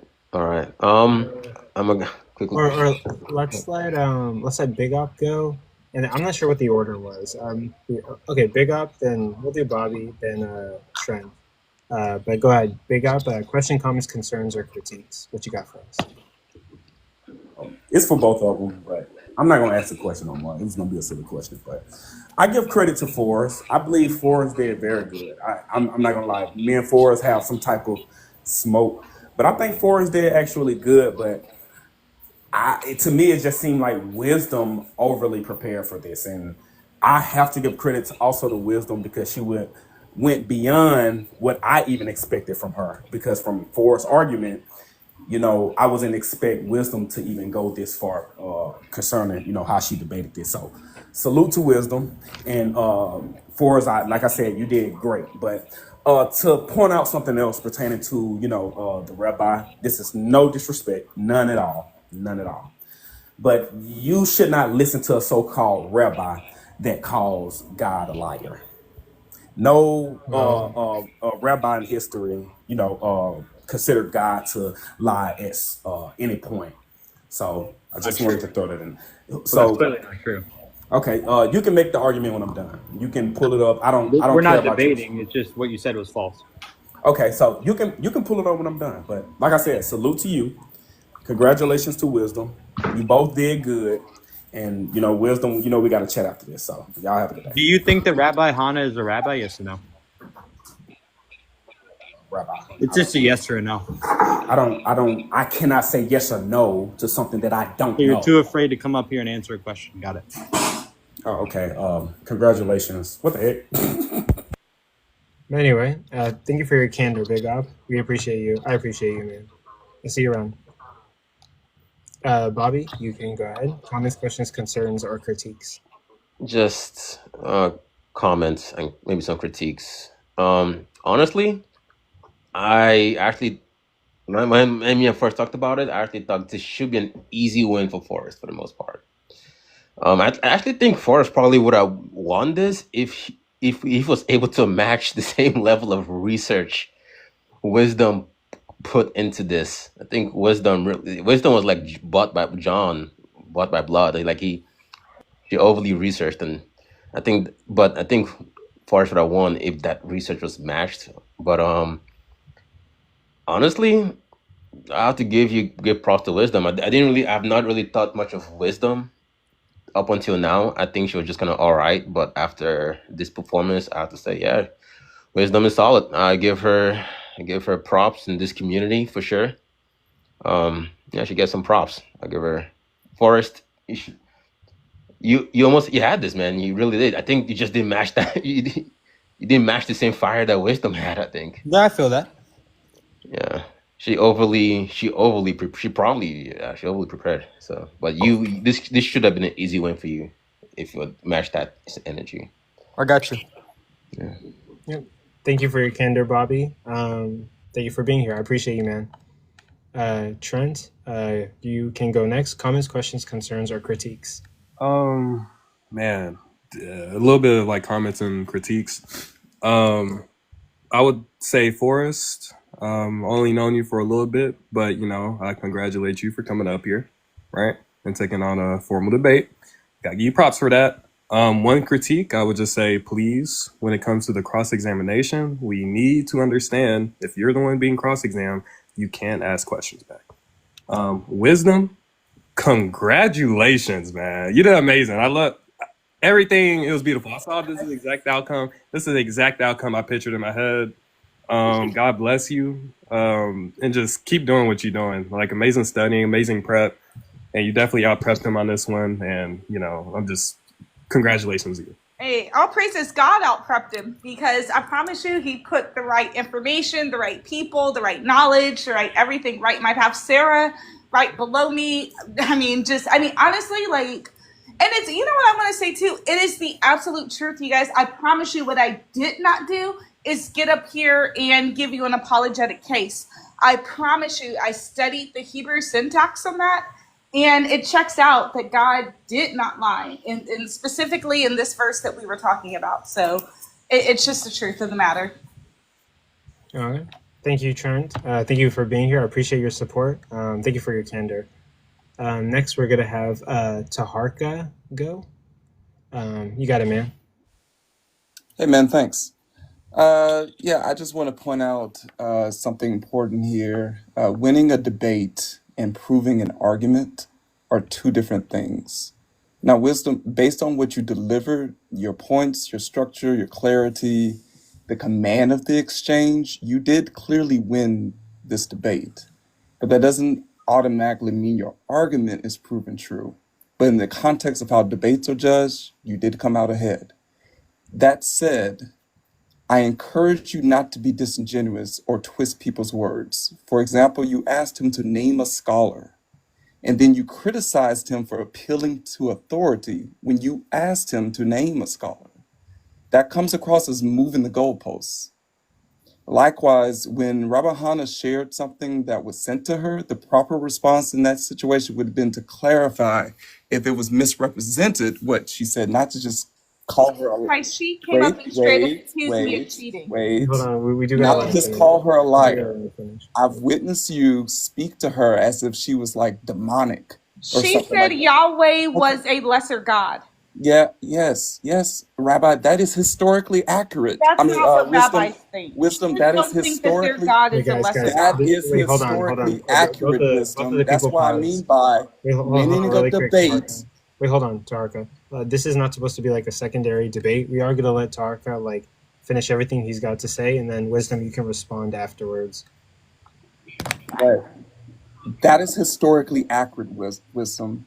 He was a secondary Canaanite deity. That is the history. Whether your religion or your theology disagrees with that, it does not disprove the history. That is the history.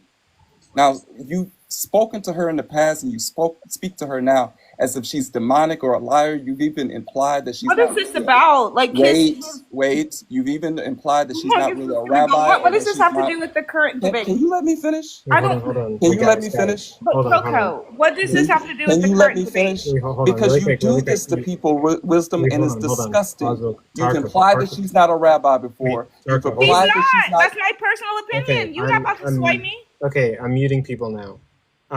This part of the debate is question, comments, concerns, or critiques.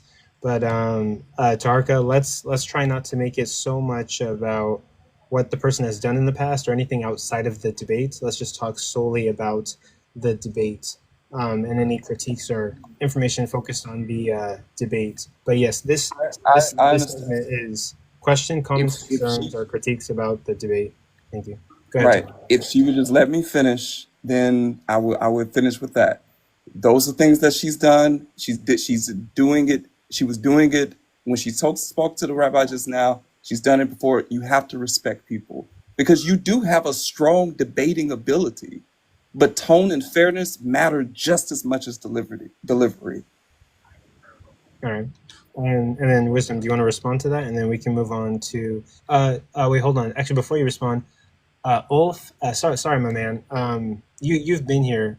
You still there? We'll let you go next. Can we ask if Wisdom is an anti-Semite? She never answered that. Wait, hold on. No, we're not going to do that right now. Ulf? To that, of course, I'm not an anti-Semite. There are lots of Jewish people on this panel, or not on this panel. I'm sorry, on this app, straight up Jewish people that not only looked over my entire case and told me that it was wonderful, but that also invite me to their Torah studies. So, of course, I'm not an anti-Semite, but these straight up Jewish people have told me that this lady might be one, and that she may be cosplaying as a Jew, and that, in fact, when it was Passover, she was hosting a live to preach that the Exodus didn't even happen.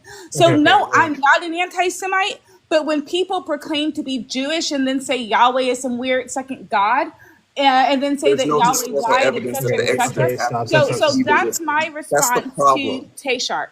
Wait, That's stop. the problem. No worries. I just wanted a clarification. Guys, kind of like the time you called me a racist and then walked. Stop. Order. This is not supposed to be a secondary debate, and this is a professional event in front of 100 people. We're going to keep it orderly here, and we're not going to throw around allegations of somebody who's not on the panel. We need to keep it professional. This is a professional event. We have 118 people in this live. Please, we need to move it forward. Ulf, are you there? Sorry that we skipped over you, man. You doing okay? Oh, it's fine. Yes, I'm here. My question's actually for Wisdom. Okay. Let me get Wisdom to respond to Harka, and you're next. All right. Go ahead, Wisdom. Respond to Harka, and then we'll get to Ulf. I don't need to keep responding to that. I mean, I think everybody knows what it is, and whatever. Okay. No, I'm not an anti-Semite, though. No, I love Jewish people. Okay, thank you. Ulf, you can go next, and then we're going to get Sarah. Jesus was Jewish, so yeah. So I have a question and a comment, but we'll go with the question first. So Wisdom, you asked Forrest to state his sources, but not one time during the debate did I hear you state your sources. So what are your sources and who were your sources? Yeah, I stated multiple sources. I stated the Halot. That's one of the sources. That's the Hebrew and Aramaic lexicon. I also stated Brown, Driver, and Briggs. This is one of the most respected sources. I also stated Wake and O'Connor. This is a very respected sources. These are lexicons. And then on top of the lexicons, I also stated Philo of Alexandria. I also stated Rambam, which, also quoted, but misquoted. And then I also quoted you Rashi and Ibn Ezra. So that's about, also in the Aramaic Targums. I also quoted that. So that's about 10 different scholarly sources that all gloss this actual verse as a legalistic code which is what I was explaining to Forrest. Okay, and then with that, we can end that there, and then we'll move on to the next guest. Thank you all for being here. I had a comment too. It was a two-parter.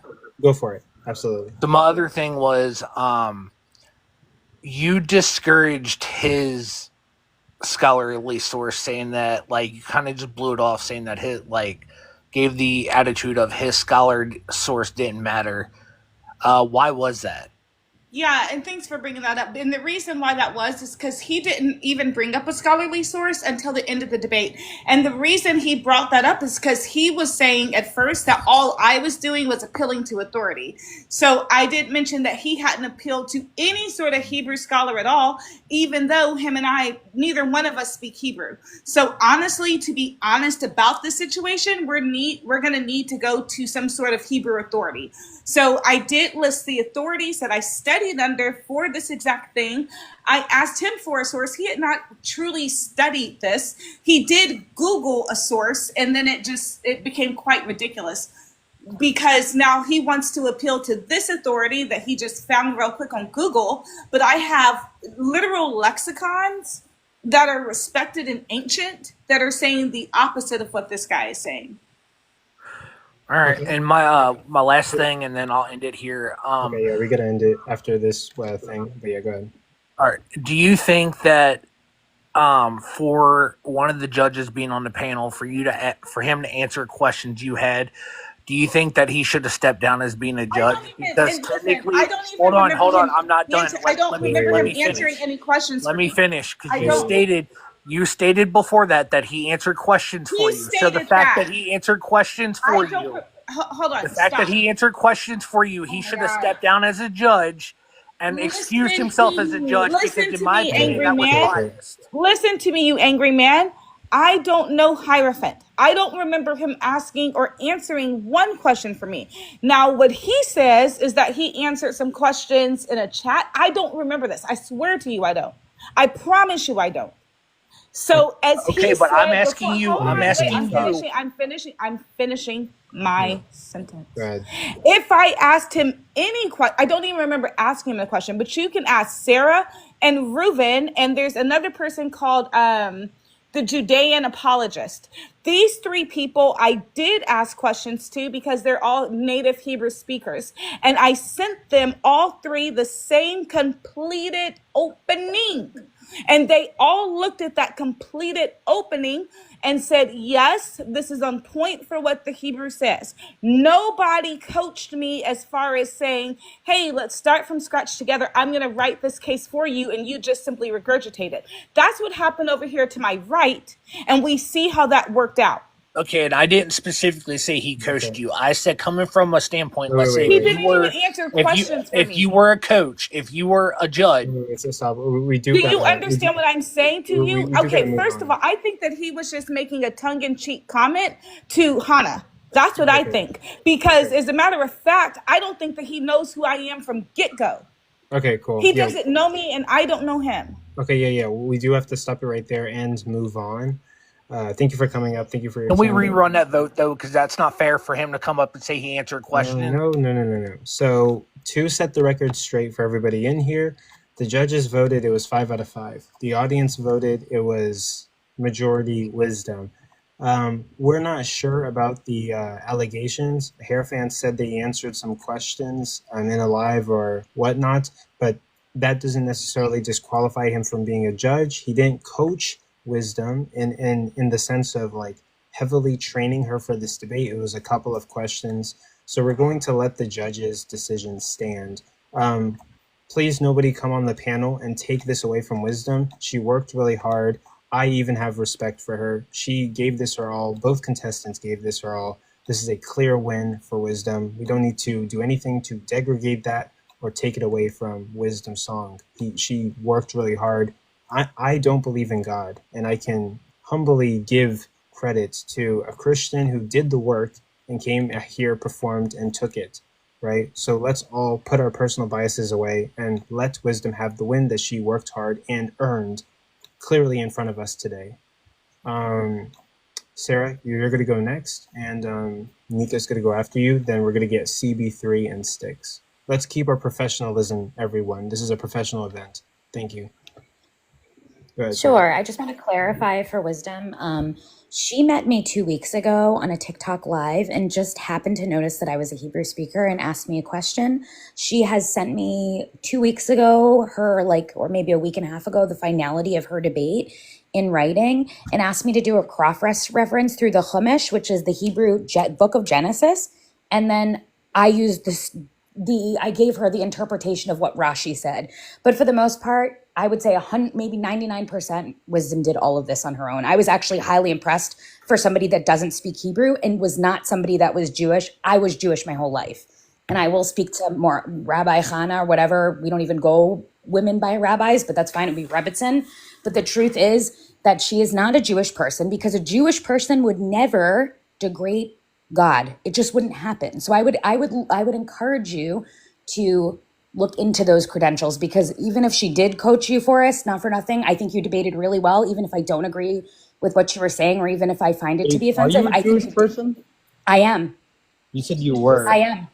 I grew up my whole life Jewish, my whole life Orthodox. So you still are, right?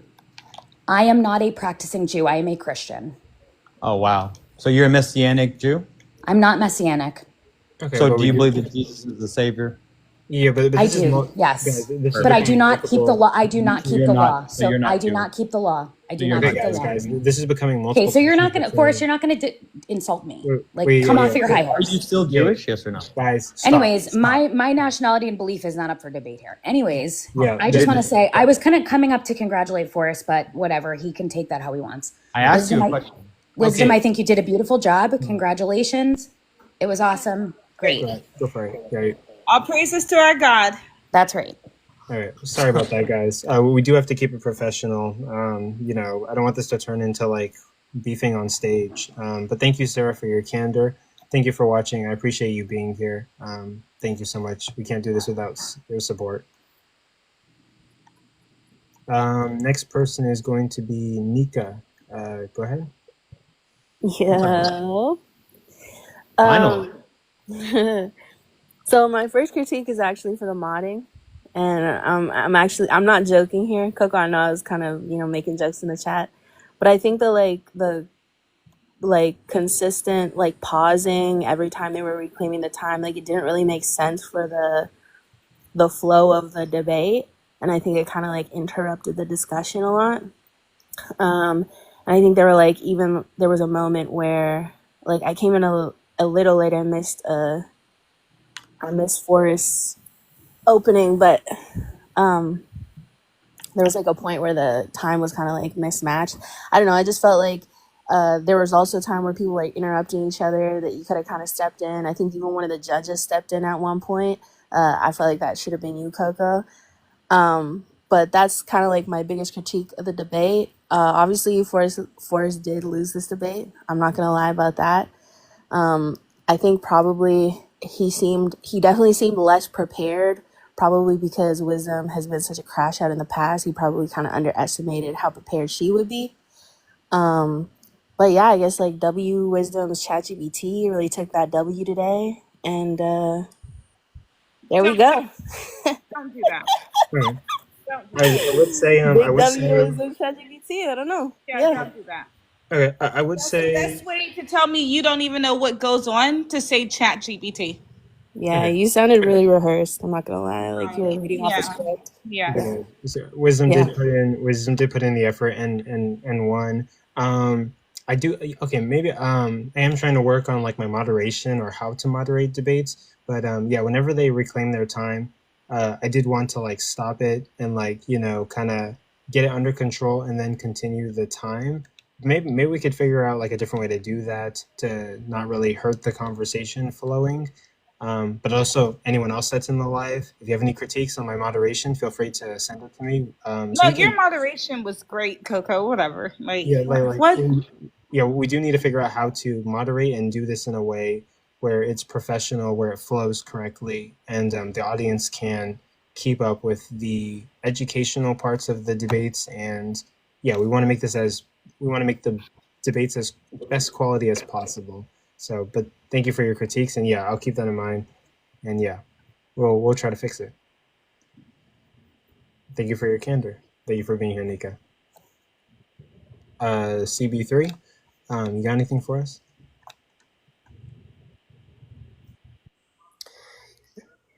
Yo, God bless you, brother. I just wanna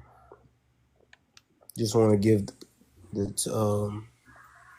two debaters credit on what they were saying. I actually had a question for Forrest, but I just want to say this first. Wisdom, God bless you, sister. I'm very proud of you, and there's a lot of things that I did learn from what you were saying from this debate. When it comes to the different translations and different things like that. So I just want to say big ups, sister. And men lie, women lie, but numbers don't lie. So I just want to say, very great job. God bless you, and continue to stay encouraged on what God has for you to do, sis. Thank you so much for that. Sure, sister. God bless. Forrest, I just want to get your understanding because I don't actually get your point. And I'm not saying that you were running from it, but can you clarify how did God lie by saying that he says this day you shall surely die if there's different Good Lord. Can you get your ways question of out there too, how brother? we can die. Like there's a physical Yeah. Yeah. there's So a it says physical life, there's a in the spiritual text, life. but of the fruit of the tree of the knowledge thou shalt not eat, for on the day that you do, you will surely die. With the emphatic emphasis on the term bayom, which is a 24-hour period within the Hebrew text. And then, once again, as I said before, mut tamut is die, yes, surely die. It's a physical unalivement, which she also agreed with. She didn't try to go through the apologetic route. It's a physical death within 24 hours, which did not happen. She tried to talk about the figurative words in 2 Peter 5-8, which is written in a different language. It doesn't actually connotate with this type of understanding. It's a simile. It's figurative language. It's a metaphor, and it's used for the time that people spend in heaven. So it's not a physical unalivened. It's not a reference. That's all the way in 2 Peter. It's not or 2 James. It's not a reference to the physical time frame that God gives in Genesis. You have to move all the way to the New Testament to try to change what the day means. It's a 24 to 25-hour period in the Hebrew. So do you think that God told them that they were going to die some other day? Yes. So that's the question I wanted to ask you. Yeah. Like, do you think that God you told believe them? that? No. Hold on. Give me 1 second, brother. You believe that there was that day, that 24-hour day, that's when Adam and Eve would unalive. That's what it says in the text, sir. On that day, you will surely die. Do words mean words? Yeah, for sure, but I'm this is just a question I wanted to ask you, but I'm not, if I tell you you're gonna claiming to know the translation. Sure. If I tell you, this is a question I just wanted to hey, ask when you eat that fruit, you're gonna die on that day. What do you think is gonna happen that day?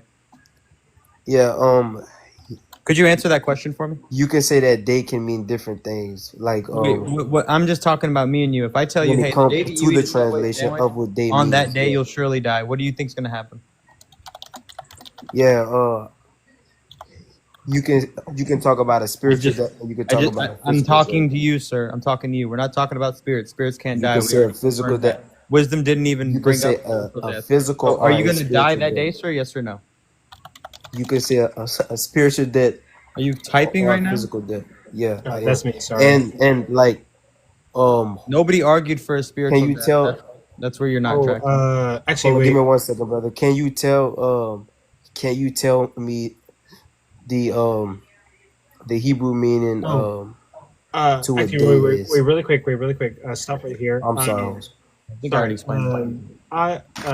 I apologize to the audience. I apologize to the guests. I just realized that I'm working on something on my computer, and this is turning into a debate on the panel. We do have other guests. We want to be respectful to them. I'm go. I think we've. I'm gonna go, bro. God bless y'all. Yeah, thank you for being here.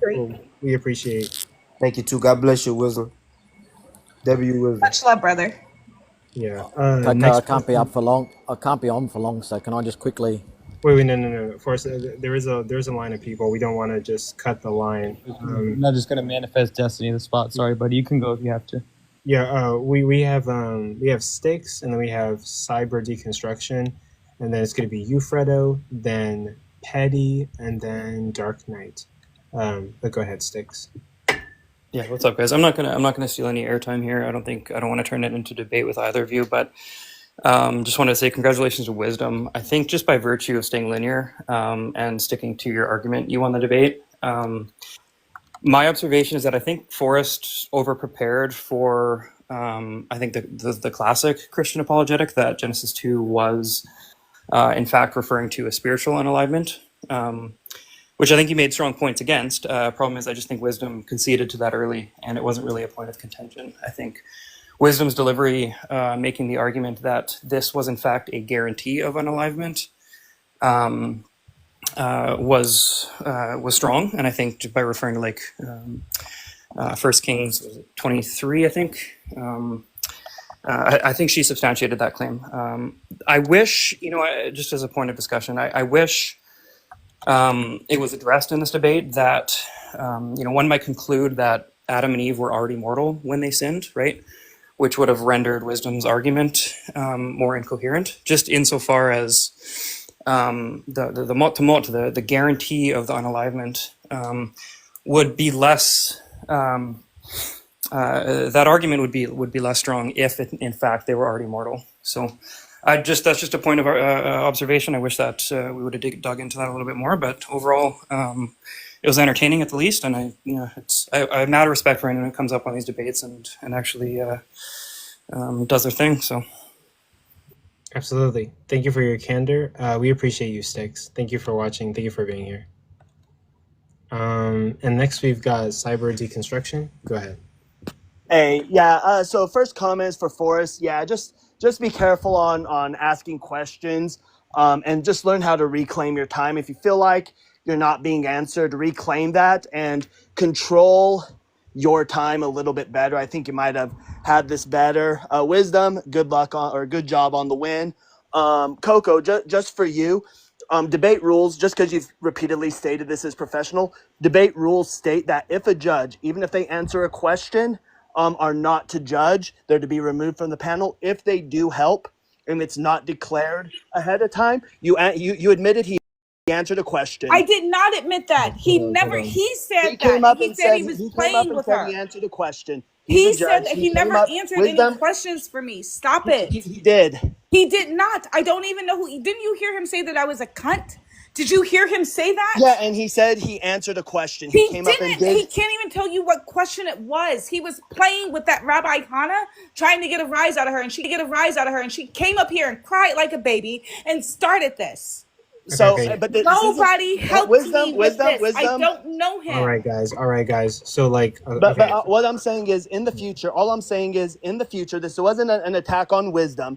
This isn't an attack on Wisdom. This is more on the judge. But just in the future, he didn't do it. Wisdom. It's okay. It's okay. No, it's not okay because you keep saying. I'm not it didn't happen. I'm not saying you did anything wrong, Wisdom. I'm not accusing you of anything. You didn't know. It's not your fault. No need to have the conversation, right? Okay, no need to have a hypothetical conversation. How do we move forward? You're getting hurt because you know it happened, but Coco, it did not happen, and I'm tired of you guys coming up here doing this. In the future, Coco, Coco, he did not. You have my word on it, Coco.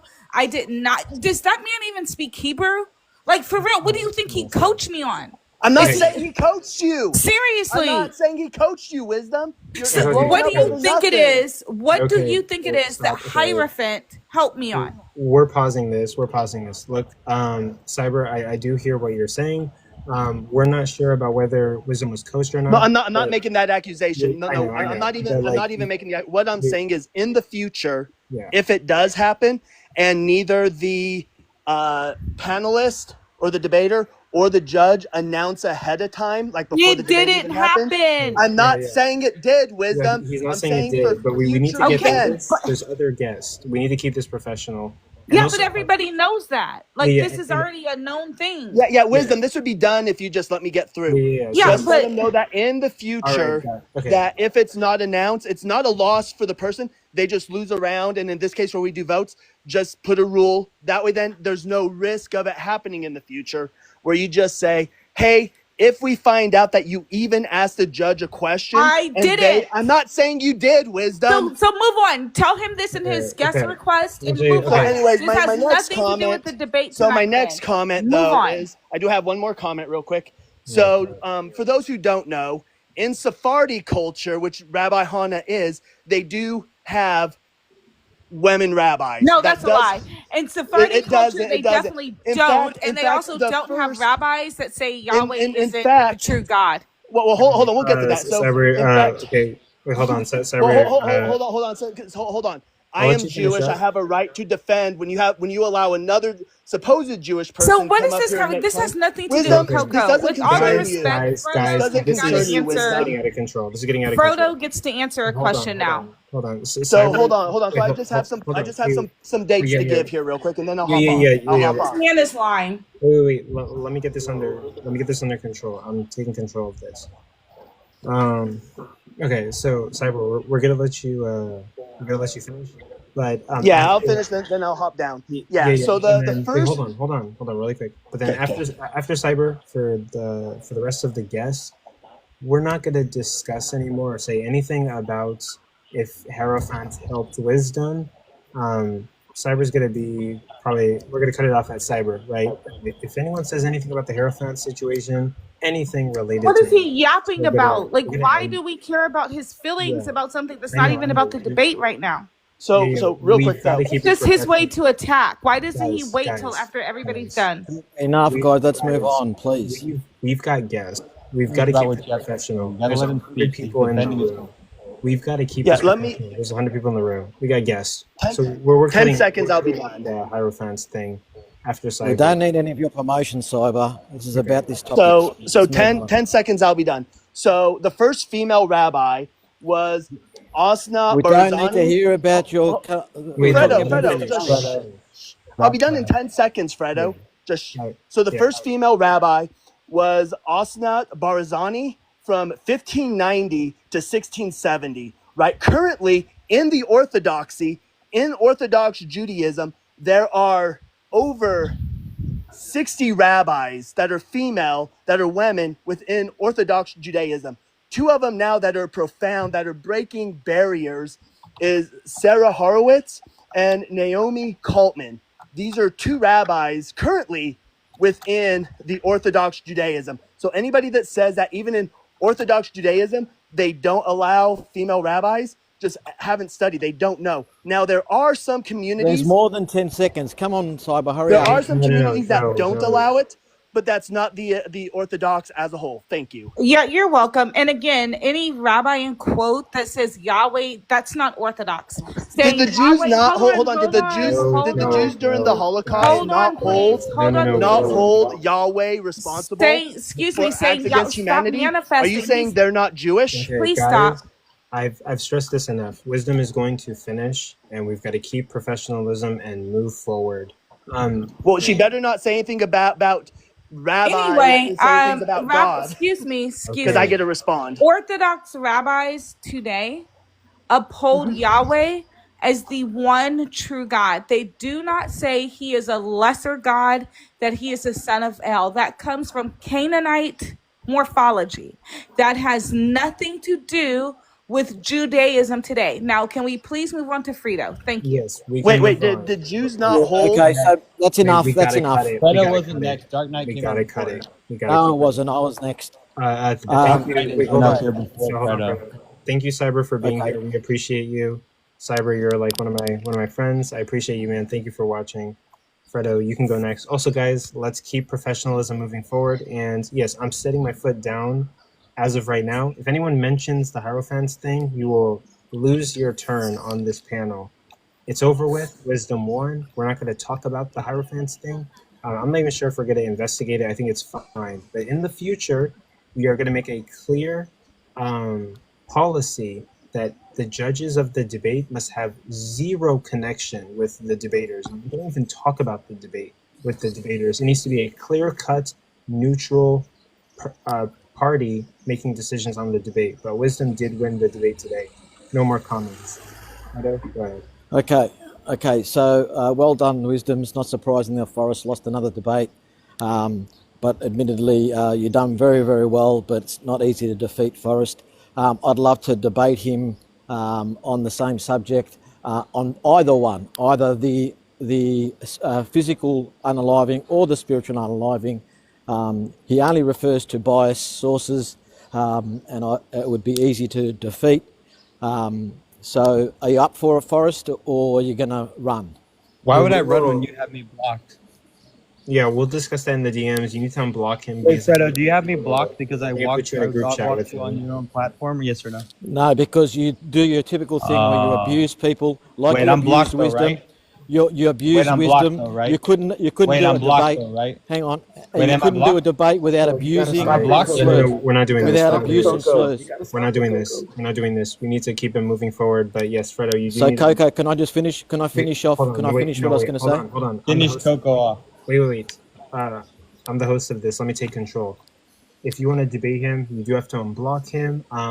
So I can put you in a group chat so you can discuss with him. But Forrest, I mean, you've been doing green screens of his face on multiple lives, so maybe Fredo has a justified reason for Wait, is that not an image that you put up for everybody to see? even though you've been making fun of Fredo and there is beef there, so he has the right to block you and protect his social circle, right? We're gonna move forward, or Forrest, or Fredo. Do you have anything else to say? Yes, I do.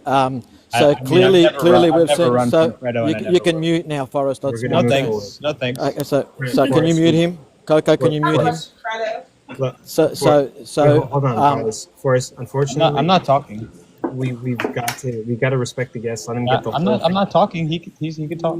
Okay, let's give respect. Spit it out today, Junior. Okay.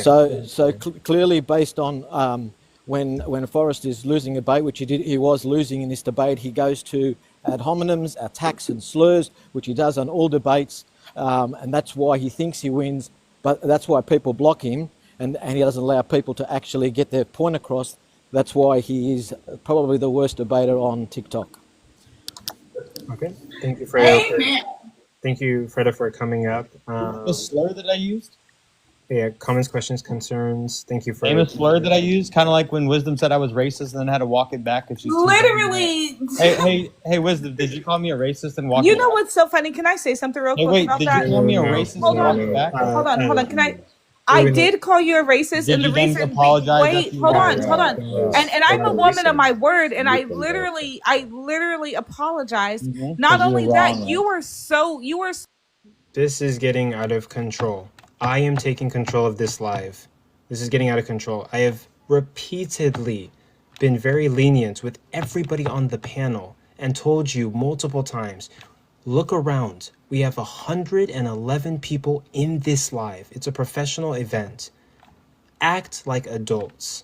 I don't know how many times I'm trying to be nice. I love you guys. But you are embarrassing me, you're embarrassing yourselves, and you are being disrespectful to the other guests that are trying to ask questions on this panel. We need to get it together. All of us are above the age of 18. This is a professional event. We're trying to do something professional on TikTok. How many times do I have to ask you guys? Okay? I'm going to let back up the two people who debated today and the people who are trying to ask questions. Please respect my project, respect me, respect this platform, and respect the other people who are waiting in line trying to ask questions. Thank you.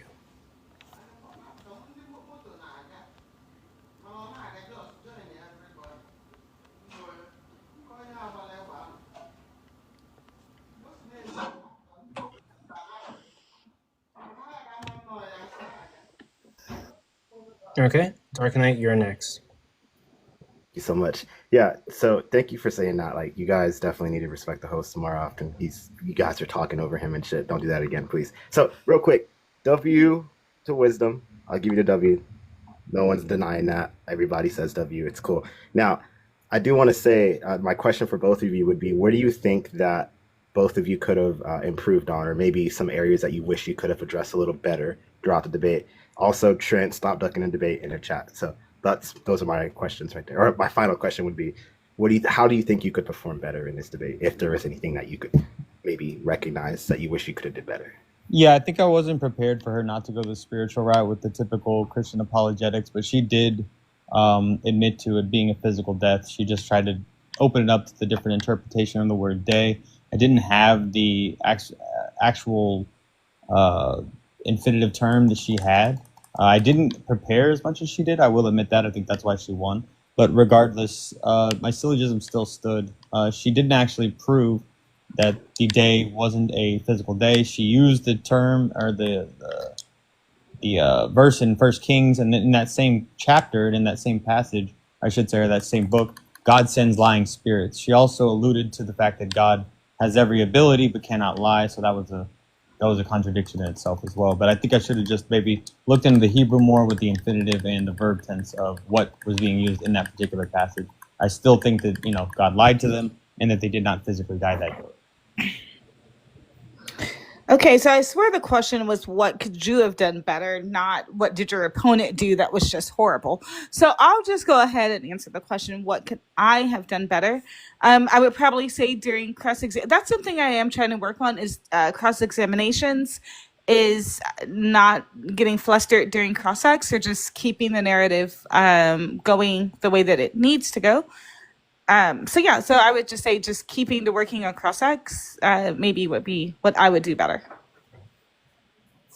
Appreciate the response. And once again, Trent, stop ducking the faith. Thank you, Coco. Yep. Thank you for coming up, Dark Knight. I appreciate you. We're going to move on to the next one. But yeah, I appreciate all of you guys. Let's just try to act professional. Don't mean to be stern or I know, much love, Coco. You're good. Yeah. Sometimes you gotta drop. It's true. Knowledge. Thank you for being here. You got any questions, comments, concerns, or critiques? Yes. So I really respect the debate, and I respect the honesty. The judges' judgment and the moderation. But my question would be,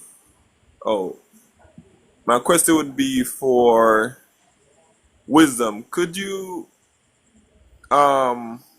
say what aspect did God meant by when he told them that they will die, or sorry, they will unalive? Yeah, thank you for letting me clarify that, Fernando. So when he said you will surely die, this is a legalistic warrant, like a perishing warrant. When you do this, it is certain that your mortality will follow. And that's why I brought up the verse in First Kings that mimics the exact same phrasing. In the day, or Bayam, that you cross the Kidron, you will surely perish, malt to malt. So it's the exact same phrasing in both. And there you did see also that it was 3 years later, but that the perishing was certain at the moment that he crossed or did the transgression. Okay, and yes, okay, no problem. And Forrest, did you took a look to see on the spiritual aspect of being you shall surely die? Yeah, so that was the apologetic that I prepared for. That's what I mentioned to the last person whenever they said, I guess wisdom just doesn't listen. They asked me what I could do better, and I said that I prepared for the wrong apologetic. She didn't employ it. She actually conceded to the physical argument and the fact that there wasn't a spiritual death. So I was prepared for that completely. She went a different route. She went into the actual Hebrew text, and she alluded to a couple scholars by, fallaciously appealing to authority. And then when asked to give a scholar of my own, she rejected it. Well, okay. Well, it wasn't about the spiritual death. Typically, that's where people go. She didn't go there. She went to a physical death, but she never actually proved, without a shadow of a doubt, that it had to mean outside of the context of the 24 hours. Okay, with that. But typically, that's where people go. So she didn't listen to me when I said I could have looked into a different apologetic to argue against, but I'm not really surprised. Well, no, you probably should have just looked into the actual Hebrew syntax of the word and not did. tried. It's the parasomatic. All right, guys. All right. Knowledge, thank you for coming up. We appreciate your comments, Yes, questions, concerns. And the next one, do add me up in this debate. Let me know. Yeah, absolutely. Send a DM to this account or my personal account, which is Mr. Coco, mr.co.co3 on TikTok. Yeah, if Fredo wants to debate me, all he has to do is unblock me. Yeah, and then he's asking me if I've run, but the funny thing is I went up on his debate page. I remained calm. I was respectful, and he still blocked me and booted me after he failed to prove that he has free will. Yo, sir, what's up? So I didn't hear any of the debate because I was busy, but so I don't know if this went over, but I wanted to ask Wisdom a question. I will be putting it on YouTube, on the Dave Debates Yeah. channel, and also on my channel. Wisdom, did you guys talk about the Tree of Life? We did not. What do you think? Like in your view, what do you think the purpose of the Tree of Life serves in the story? The purpose of the tree of life is, of course, for them to live forever. So being able to eat from the tree of life. But don't you think they were immortal before they ate? It doesn't necessarily indicate that. It indicates, because the Lord says in Genesis 3:22 that from the moment that you eat, or no, wait, he said, now that they've eaten from the tree of knowledge, what happens if they take from the tree of life? Yeah. And they would live forever. So at that point, so at that very day, this is why he barred them from having access to the tree of life. And of course, Christ does say, coming back with salvation, that he will grant access to those who believe in him. He will grant access to eat from the tree of life. So what changed when they ate the fruit then? So the thing that would have changed immediately would have been their access to the tree of life. But remember that malt makes it a legal death sentence. So the death sentence is enacted in Genesis 3. Wait, stop. But you already said that they were immortal or mortal before they ate the fruit. So the death sentence was already enacted. So wait, you have to track with me. So step number 1, Adam and Eve live in the garden. Wait, pause this really fast. What does that have to do with the debate? I think we're going into like this is completely related to the debate. This is the literal crux of the debate. Okay. So it's fine. So it's fine. So step number 1, Adam and Eve live in the Garden of Eden, having complete and free access to the tree of life. Step number 2, the Lord says, when you eat from the tree of knowledge, you will become mortal. Step number 3, Adam and Eve do eat from the tree of life, or of knowledge. Step number 4, God immediately bars them from the Garden of Eden, putting 2 angels with flaming swords of fire to guard the tree of life so they do not have access to it. So that is why from that moment, that's why it's in that infinitive noun, dying, you shall die. So at that moment, Adam was dying until he died. So you think, I want to make sure I'm understanding here. You think they were immortal, they ate from the tree of knowledge and they became mortal, and then the tree of life would gain them immortality back? No, yeah, I don't know where you're getting this first step. Yeah, let me ask again. Before they ate from the tree of knowledge, were they mortal or immortal? So I've never said that they were immortal from get-go. Well, I showed you through the text, sir. Just answer the question. I have. No, you haven't. I have. So they gained their. Listen. I'm gonna answer it to you one more time because you're trying to beg a question that you're not gonna get it because this is not in the text. Okay, guys. This isn't a secondary. So I'm gonna answer it one more time for you. Please listen. Please listen. Answer this time. Okay. Please listen. The text does not say that Adam himself was made immortal. What the Lord says is that now they may take from the tree of life and live forever. So because I don't want them to take from the tree of life and live forever, I am going to immediately banish them, Bayam, in the day that you eat from this tree, dying, you shall die. So he cuts them off They were from the mortal tree before they of ate the the why. fruit, Okay, right? you know what, sir? Do you want to have a debate about this? Why are you not answering the question? I Were am they mortal? answering the Yes or no? question. Just say yes or no to the question. Were they mortal? They were. Were I they keep mortal telling before you they they ate were from the tree of mortal and knowledge? giving you the evidence for it from the Oh, Bible. great. They were mortal. So what changed when they ate the fruit? Bro, they were taken away from the tree of life, their source of immortality.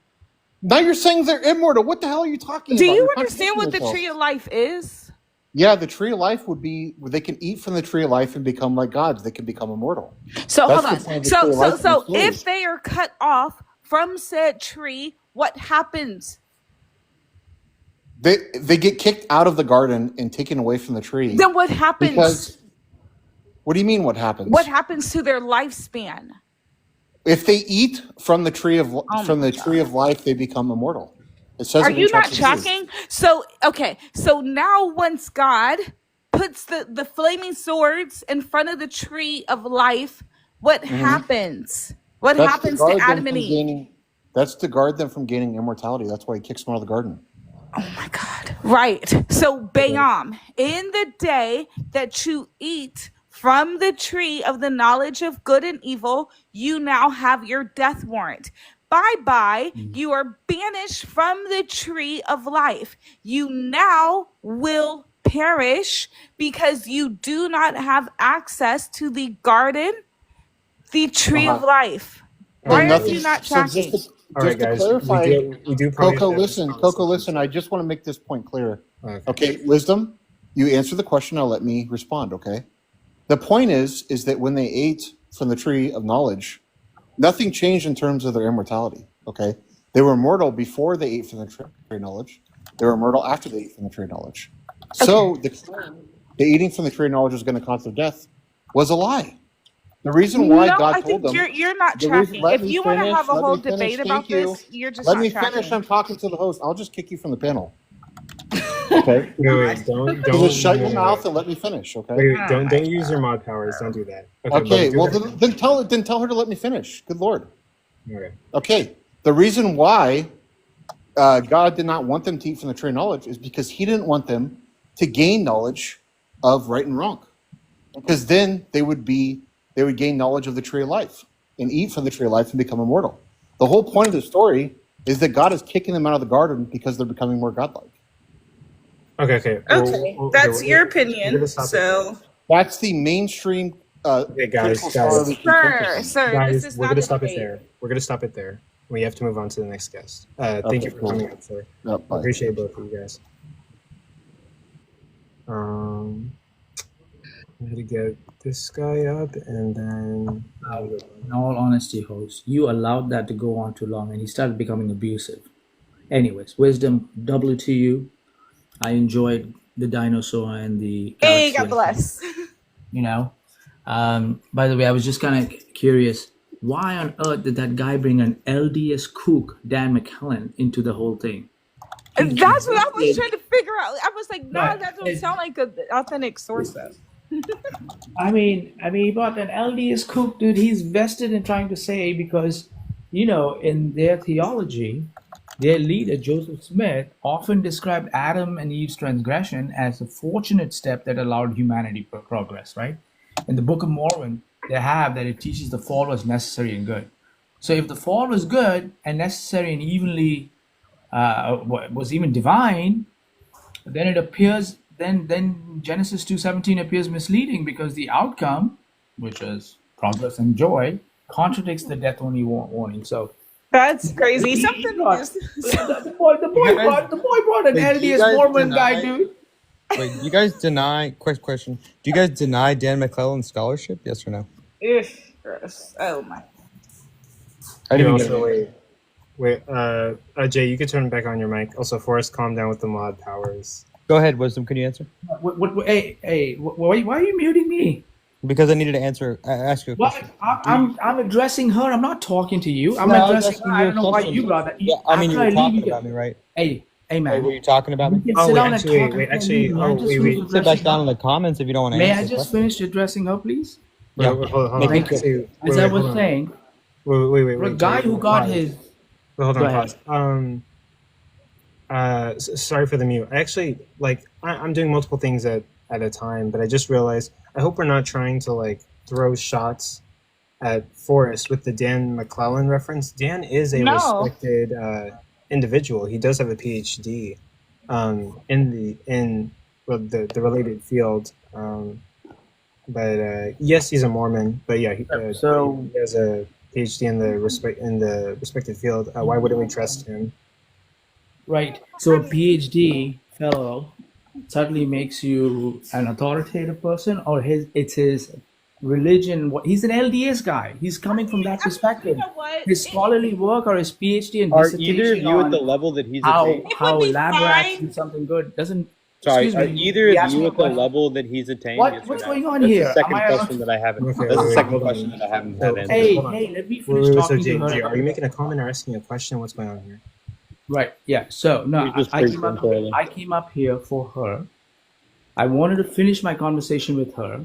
I made a comment about the LDS cook that was brought into the conversation for her and me, and I explained to her why I thought it was an Is LDS this just cook. like If he tea is a time? What are we PhD doing? guy, doesn't make What are any we doing? difference because he is very biased from his religious background as to how Everyone's he wants biased, to look right? at that particular verse. Are all So people biased towards their so own that's why. position? Listen, third question. I'm gonna have to ask because Wait, you haven't answered any of my moderators questions. are muting me. You haven't. Yeah, I just did because you're Why not is he answering muting? any of my questions. May I just finish talking to her? For a he guy who has took a to huge finish L, 5-0, What is you this certainly yap got some session balls to going sit on? down and mute people, dude. Like, what is this yap You session? took a huge 5-0, man. Are You got Christian slapped scholars left, right, and also center. biased? And you just 5-0, got smacked bro. back down in the comments. I'll see you later, bud. Stop. This is the last time. Do not abuse your mod powers. This is a professional event. I am 3 seconds from just ending the live, and we're just gonna end comments, questions, and concerns. We're gonna put an end to this if you guys can't control yourselves.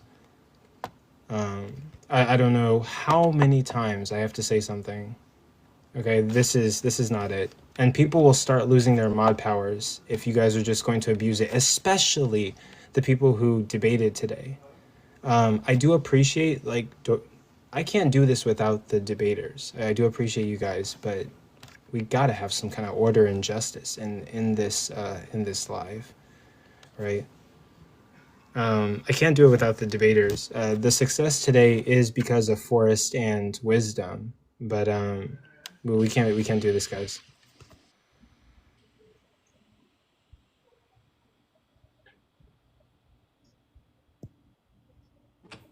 Yeah, I mean, that guy was just using your platform as a soapbox. Like, he's not even talking to you or through you. He's just talking past us. Yeah. Comments or critiques. Those are just throwing shots. Yeah, we do have to move on. Bobby G, what you got for us? Oh shit. Nothing. I forgot I requested. Bobby, weren't you already up there? What's my star? What's my star sign? Yeah, what's your star sign? Pisces. Water guy. Nice. No, I think first, I'll say this. I think this should have been a easy W for you, but you just you probably underestimated how much you Wisdom prepared. No, she did well. Yeah, she did well. I'll give Wisdom. I didn't think much of you till now, but yeah, you did very well. Yeah, at least I think you're definitely somewhere up. Maybe not up there, but you're definitely somewhere there now. Like I have higher. We'll see. No tier to look here. Okay. What's up, Brosman? Hey, how's it going, everybody? Hey, what's up? What's up? I really think you guys do a good job with the debates. I've watched a few times from FYP, and it was really interesting. It gets a little chaotic, but that's, I guess, on all the debate shows, right? You got any questions, comments, concerns, or was that it? Yeah, I wanted. I had something that I kind of been looking at for actually a few years. And I've never said anything about it till now because, it's just different. But it's Genesis chapter 2, and I like some some feedback on it if I could get some. It's the creation story, the creation of man story in Genesis 2 as opposed to Genesis 1. 2 and 4 kind of going down to where Adam was made. In Genesis 1 it says male and female he created them, On the etc. sixth day. Sir? On the sixth day, yeah, it contradicts itself, the two stories. Well, yes, and that's the debate I think everyone knows about, but I just wanted to read verses 3, 4, emphasis on 5, and just see what y'all think. Do you think that they contradict 1 and 2? That's not what I'm talking about. But I know what you're talking about, and I can talk about that at a different No, time. wait. I think because I think this is getting off topic though. Yeah, let's try to stay the path and address this guest comment or concern. Oh, okay. What would y'all? I'm sorry. Oh, no, would you articulate it directly for me, and I'll Oh yeah. I did have something to say about it, but would you just pose the prompt one more time? Or actually, no, Rossman, you're in control. We're here to answer your questions, comments, and concerns. So wherever you want to I don't think he knows it was a debate, Coco. I don't know. Did you know the debate happened, Rosman? Yeah, they happened today. Because he's talking about the creation stories in Genesis, but that wasn't the topic. So Yeah, so Rossman, today we had a debate about whether God lied in Genesis. So we're wondering, do you have any questions, comments, or concerns about like the debate that just happened? But if not, we can answer your questions probably some other time. We are trying to get through the people who watched. Yes. Yeah. You said the debate was about whether God did what? Whether God. Wait, did you watch the debate that just occurred 30 minutes ago, or? I caught the end of it, but no. I do have a question actually. Forrest, do you think would you want to go a third round? Yeah. With Wisdom? Yeah, I mean, all it can do is continue to highlight our skills, and we both profited off of this. We both got more publicity for Coco's events, and we both made money to do it. So I don't see a problem. So you would go another. I guess 2-0. Yeah, I mean, the first time around, to be fair, like he had time. I had 2 hours, and I fell asleep. I didn't even prepare for that first debate because I was negative. So my intention was to flow off of the affirmative, which is what I did off your case. Right, but at the same time, I was given the wrong topic. Yeah, that's true. There was a misconception for the initial. Wisdom. If you were given 2 hours beforehand to prep on a topic that wasn't the correct Forrest, topic, you had 2 months for this one, so. I think the crowd would like to see a third round. Like not yeah, that I'm like sure you they have. would too. I mean, I'm down. I'd rather debate Wisdom songs than Fredo because Wisdom is at least halfway a genuine person. Fredo's just a liar. Well, Wisdom is too mostly. The crowd, the audience, scholarly references. The audience will love it for sure. Yeah, I think that would like be good for the platform too. Yeah. Yeah, and actually, if Wisdom gets 3-0, that'd be wild though. Yeah, I agree. I think she came prepared and she won fair and square. However, I don't have a problem with going back at it. Yeah, and also again, I don't mean to be a dick or strict earlier. You guys are literally the reason why this was successful today. Forrest and Wisdom. Yeah, I think we both bring people in. We're both two polar opposites. So. Yeah, but yeah, I represent light and you represent darkness. So what's what happened? Oh, is that like a racist joke again, or? We don't have to. Okay, guys. But I just want to make sure she laughed at that. But yeah, this platform is successful because of you guys and all the other people who debate on this platform. But yeah, we do want to keep the professionalism and make sure that this. I'll admit, Forrest. I think the part of the reason why there's so much crowd is that I think all your ops came tonight. Oh yeah, I know. I could tell.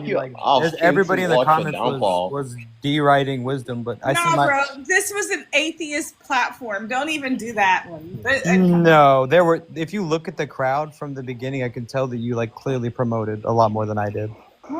Atheist, Forrest. I don't know. But anyway, wait, did you not promote for this event? I don't know, Forrest. I think that literally I heard you promoting on every Atheist Live as I was going through. Not only that, Forrest, this is by default an Atheist platform. So even if you don't promote at all, the majority of people here would by default be atheists. The people that showed up, though, who were Yeah, they? well, God bless them. God bless Thank you God for bless all the conceding. Christians for coming out. Let me just Thank say you that. for God bless you conceding. guys. What do you think the percentage of the crowd was? I don't know, but God Actually, bless them. guys. Pretty God obvious. bless them. Pretty obvious. Came But guys, here. God bless them. wait, guys. To move on, I would say like my platform, the Controversial Compass, I would say that's a majority atheist. But for this platform, it's a bit new, and I think there is like sort of a blend between Christians and atheists. I've been seeing equally as much Christians and atheists coming here, but Rebel, I did see you requesting. Please request again. Roseman, I'm going to drop you down. But is there anything you want to say about we did have a debate today, and that's kind of what we're trying to address right now. But any other questions we could answer later. Yeah, I'm sorry. I probably was a bit out of season and coming up. I am curious as I step down, what was the debate topic? The point of contention was, did God lie in Genesis 2:17 when he said, "But of the fruit of the tree of knowledge but if you eat the fruit of the tree of knowledge of good and evil, you will die surely on that day." Yeah, that was and, the topic. And a Christian and an atheist were debating that. Yes. Yeah, well, you have to contend with with their worldview. You're supposed to internally critique them and suspend your worldview that obviously this God is imaginary. Okay. So you assume God's existence to make the debate possible. Right, because that's the only way that you can make this possible is by using your imagination. Okay. All right. Let me drop You should have used your syntax. Thanks everybody for your kindness and Thanks, patience. Rosman. I'll hop down and maybe I can get in on one of these one time. Hell yeah. Absolutely. We would love to have you. Heaven yeah. None of this hell yeah stuff. I want to go to hell. Yeah, I believe it, bro. We don't go. I do all that. believe you. Adios. Yeah, thank you very much. But Rebel, is it okay if I disconnect him? Yeah, Rebel, you were first, and then we're gonna get Truth, and then we're gonna get God Justice. Actually, Truth was here first. Or no, Rebel was waiting. I saw him in the. Oh, okay. My fault. I would have brought him up. You're good. Go ahead, Rebel. Hey, what's up?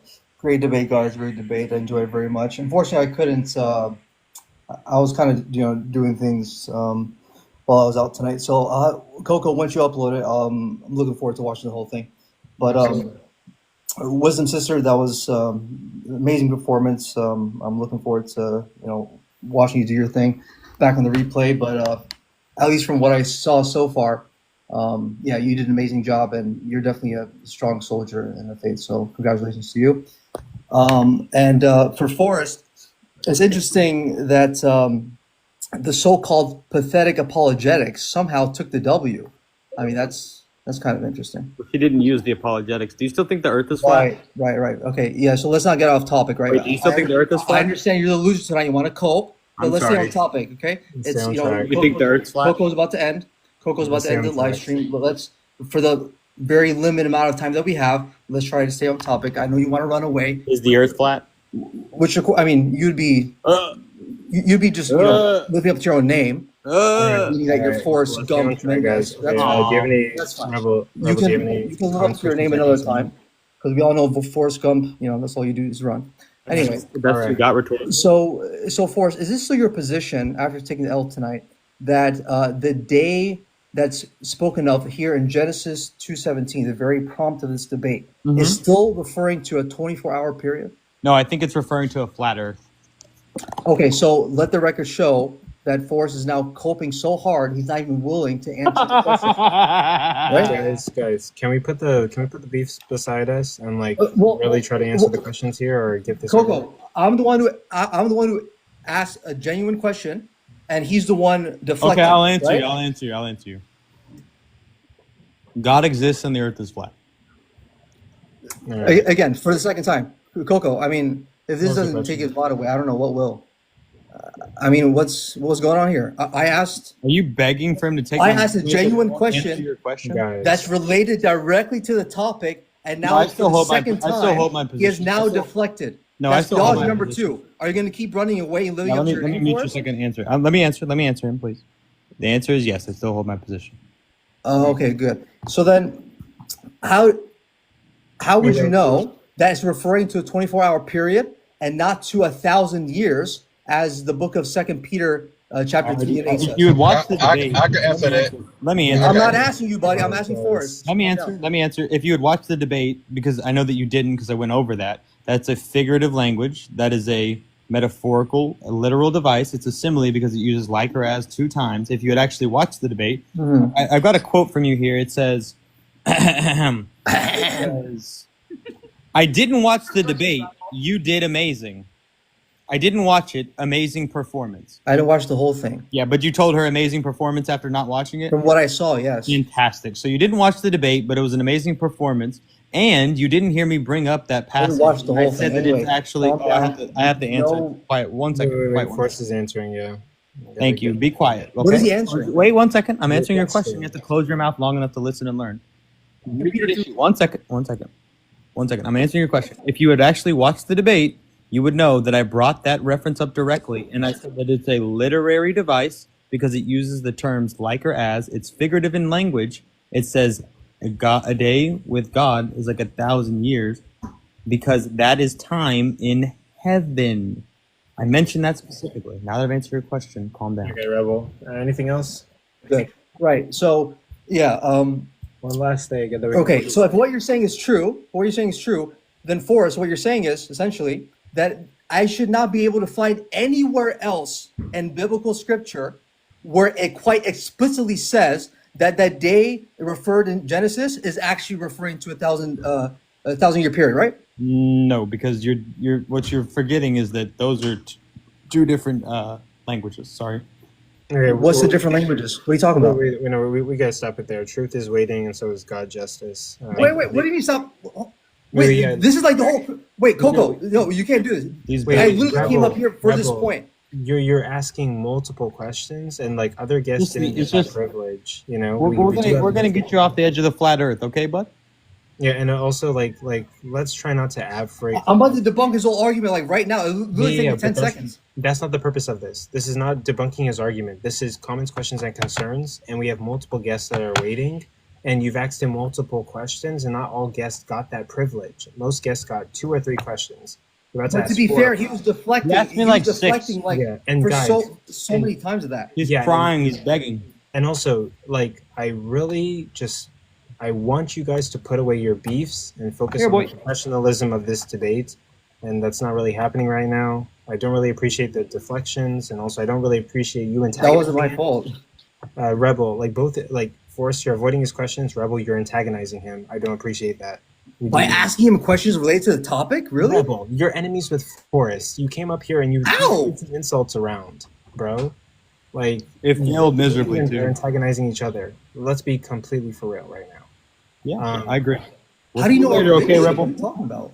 Yeah, we've got to. Can I just say this last thing? Let me just let me play, bro. You shouldn't have to keep repeating yourself. Coco said what he had to say. Can I drop him? Yes Either or no? you respect it or not. Yeah, We'll see you later. I'm getting to the end of my rope here, guys. I'm asking for professionalism and like, don't come up and like start a fight with the debaters. What's going on? You know, we have guests to get to. Getting a little bit frustrated. Truth, you can go. Hi, host and panel. I came in at the end of the debate, but I do know what it was about. And I wanted to ask Wisdom, what sect of Christianity are you? Or are you a Christian, or what is your belief? Yeah, I am Christian Catholic. Okay, so you're a Catholic. Yes, ma'am. Do you consider yourself Eastern Orthodox? No, ma'am. Eastern Orthodox, they split, there's kind of a little bit of a difference between them and I, but we have a lot of similarities. Okay, I believe that. I'm Roman Catholic, so we're from the West, and they're Eastern Orthodox, Byzantine, so they're from the East. Okay, let me tell you why I asked that question, because I saw quite a few Eastern Orthodox that I've been on panels with in here when I came in that got you up to the 15.9, and I didn't know where you stand, you know. Oh, that's because So we're Trinitarian.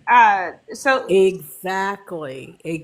yes, ma'am. So when we are discussing like Christology, just in Christian circles, then Eastern Orthodox align very well with my ideology. So we kind of, that's why. And you got a lot of support because they do stick together like the Hebrew Israelites and everybody else. And I just came in here and I just saw so many of them in here that I've, conversed with. But to me, just standing on the outside looking in, that debate on that one issue, whether or not God lied about the comment he made, is so frugal compared to, and this is just I'm giving you my opinion, 555 contradictions, the condoning of slavery, the unalivement, the genocide, the false promises that his son made. I mean, that one little question is so frugal compared to everything else we have issues with in the Bible. Can you understand that? And that's all I'm saying. Well, I understand Because your that was a like. misinterpretation. Well, so I don't know. I know that was the topic for tonight. If you would like to pick a different topic as far as Christ, then because it sounds like maybe you have some issues with him. I'm not sure. That wasn't but that wasn't the topic for tonight. But anytime the Lord would need, like anytime you have questions or you feel that the Lord, you have some sort of accusation towards him, then feel free to bring it to me. Yeah, I've never seen you before. I've never seen you before. So, you're new to me, but, a lot of people were bragging, and they're going to, in the Eastern Orthodox group here on TikTok, they're going to be bragging about this big W that you get, rightfully so, you earned it, until Jesus comes back, and we know how long that's going to be. Well, no, what they really would be happy about is learning, is seeing that. Hold on, is seeing that their Lord didn't lie, and then seeing the actual proof of that, so that they can take that proof and add it to their own understanding, their own edification. That's how we grow as the body of Christ. Because don't you think that's just confirming your own biases? That one W off of something so frugal, which could have been, as a Christian, when I was a Christian, I thought it was a spirit. I thought it meant spiritual. I thought it was a spiritual, death that he was talking about. And then when it took me 30 years plus to deconstruct. And that one scripture alone is not going to win anybody to Christ. Well, thank you. I appreciate your viewpoint. Yeah. No, I'm being respectful. I'm being kind, aren't I? Yeah. But yeah. Yeah, but that's so frugal. Let's go to Leviticus. Let's go to Exodus. Let's go throughout the Bible and look at all the issues that we have and all the untruths. Truth seeker. I do appreciate it, but we do have to move on to another guest. All right. I love you. Thank you. Thank you. I haven't said that to anybody yet, by the way. We appreciate you. Truth seeker's awesome. It's funny to see the amount of Christians that hate each other, because they always say that the other Christians aren't real Christians, and Wisdom runs a topic for 12 hours on Sunday. None of them can agree. It's always interesting to see how much Christians hate each other and everybody else. Forrest, be quiet, please. No thanks. You can be quiet. But God Justice, what do you have for it? By the way, I love this so much. I live. Make sure you 1 Timothy 2:12. Remember when you said I was sexist for bringing up a Bible verse? We're not gonna do this, guys. We're not gonna do this. Yeah. I genuinely love this. Let Juicy go. Let Juicy go. Hey, is this a part of the conversation where we're just questioning the debaters, or we just putting in anything? Just a question. I'm new to this panel. Question, comments. Question, comments, concerns, and critiques. You can do one. Yes, I came in at the I'm not going to be like the last guy who assumed who won, who lost, and then didn't even watch it. You know, I'm assuming that Forrest probably won with this being an easier topic, but I was just not going to. No, I took the L today. I think You wisdom. took the L. So let me ask you a question. How did you end up with an L today on the Well, topic? she proclaimed that in the verse that it doesn't have to be limited to that day, that it was a legalistic or binding contract. What she said was that in First Kings, there's another situation where they didn't die on that day. She only gave one instance of such. She never gave a actual example of God not lying, because he does. Because there's multiple instances in which God does lie. But all she was alluding to was that it does not have to be physically that day. She gave one example, and that was it. And she alluded to different scholars' opinions. And when asked for my resources, I gave her one, and she doubted the authority of Dan McClellan. Okay, So she went to Rabbi Rashi. She went to a couple of the original, or the first rabbis, and I went to a couple different ones. And she said that my scholars weren't good, and that hers were. So wait a minute. So let me ask you another set of questions, and I won't be long-winded. So my next set of question is: how was it determined that you lost? Was it polls? The judges, and then Wisdom won probably only the third time that I've seen a Christian win, but she got a lot of support. I'd say that this is the first time that I've ever seen more Christians than atheists in the crowd. Yeah, I noticed because I remember debating. I remember debating at one time about the existence of Jesus, and I brought all my sources out. I brought up everything, but most of the judges were Christians, so it was a bad faith. Even though he was at this point in the debate that was windmilling at the time, they were bringing up a whole bunch of nonsense. I later found out that most of the people who were debating, who were judging it, were Christian themselves. So it was what they would call a bad faith judgment. Yeah, well, where the most person, of these were atheists, so we don't have that problem. Hold on, wait. Yeah, well, okay, I get that. I'm not talking about this. That's what I'm saying. I'm just asking. I'm not saying that what happened because of course he took the L. He took the L. But I was just asking the question because, and I'll land here after this, is a lot of times we're going to these debates, is a lot of people that ignore your proof and the evidence that you bring to the table that you substantiated your argument with. Right. And then they would, just because they have a bias to that religion, they'll say you lost anyway. Right. So I didn't want to come up here, even though I'm more on the side of you. I didn't want to come up here and just say you won, and I didn't even hear the argument. Yeah, no, that's what Rebel did for Wisdom. That is exactly what you know how did. you know how hard. This is the thing. Atheists are going to be more realistic with you. My friend told me, "Hey, you lost. Pick it up and get back out there." A Christian's never going to tell another Christian that they lost. They're just not going to do it.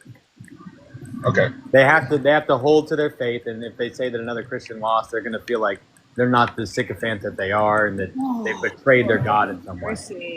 Okay. Well, I'll definitely be around for more. I'll definitely be around for more debates and things like that. Hopefully, I'll be able to debate something on your panel as well. I love God Justice. Yeah, absolutely. Yeah, I love Forrest. Agape, what is happening? Yeah, absolutely. God Justice, this is the Day of Debates account.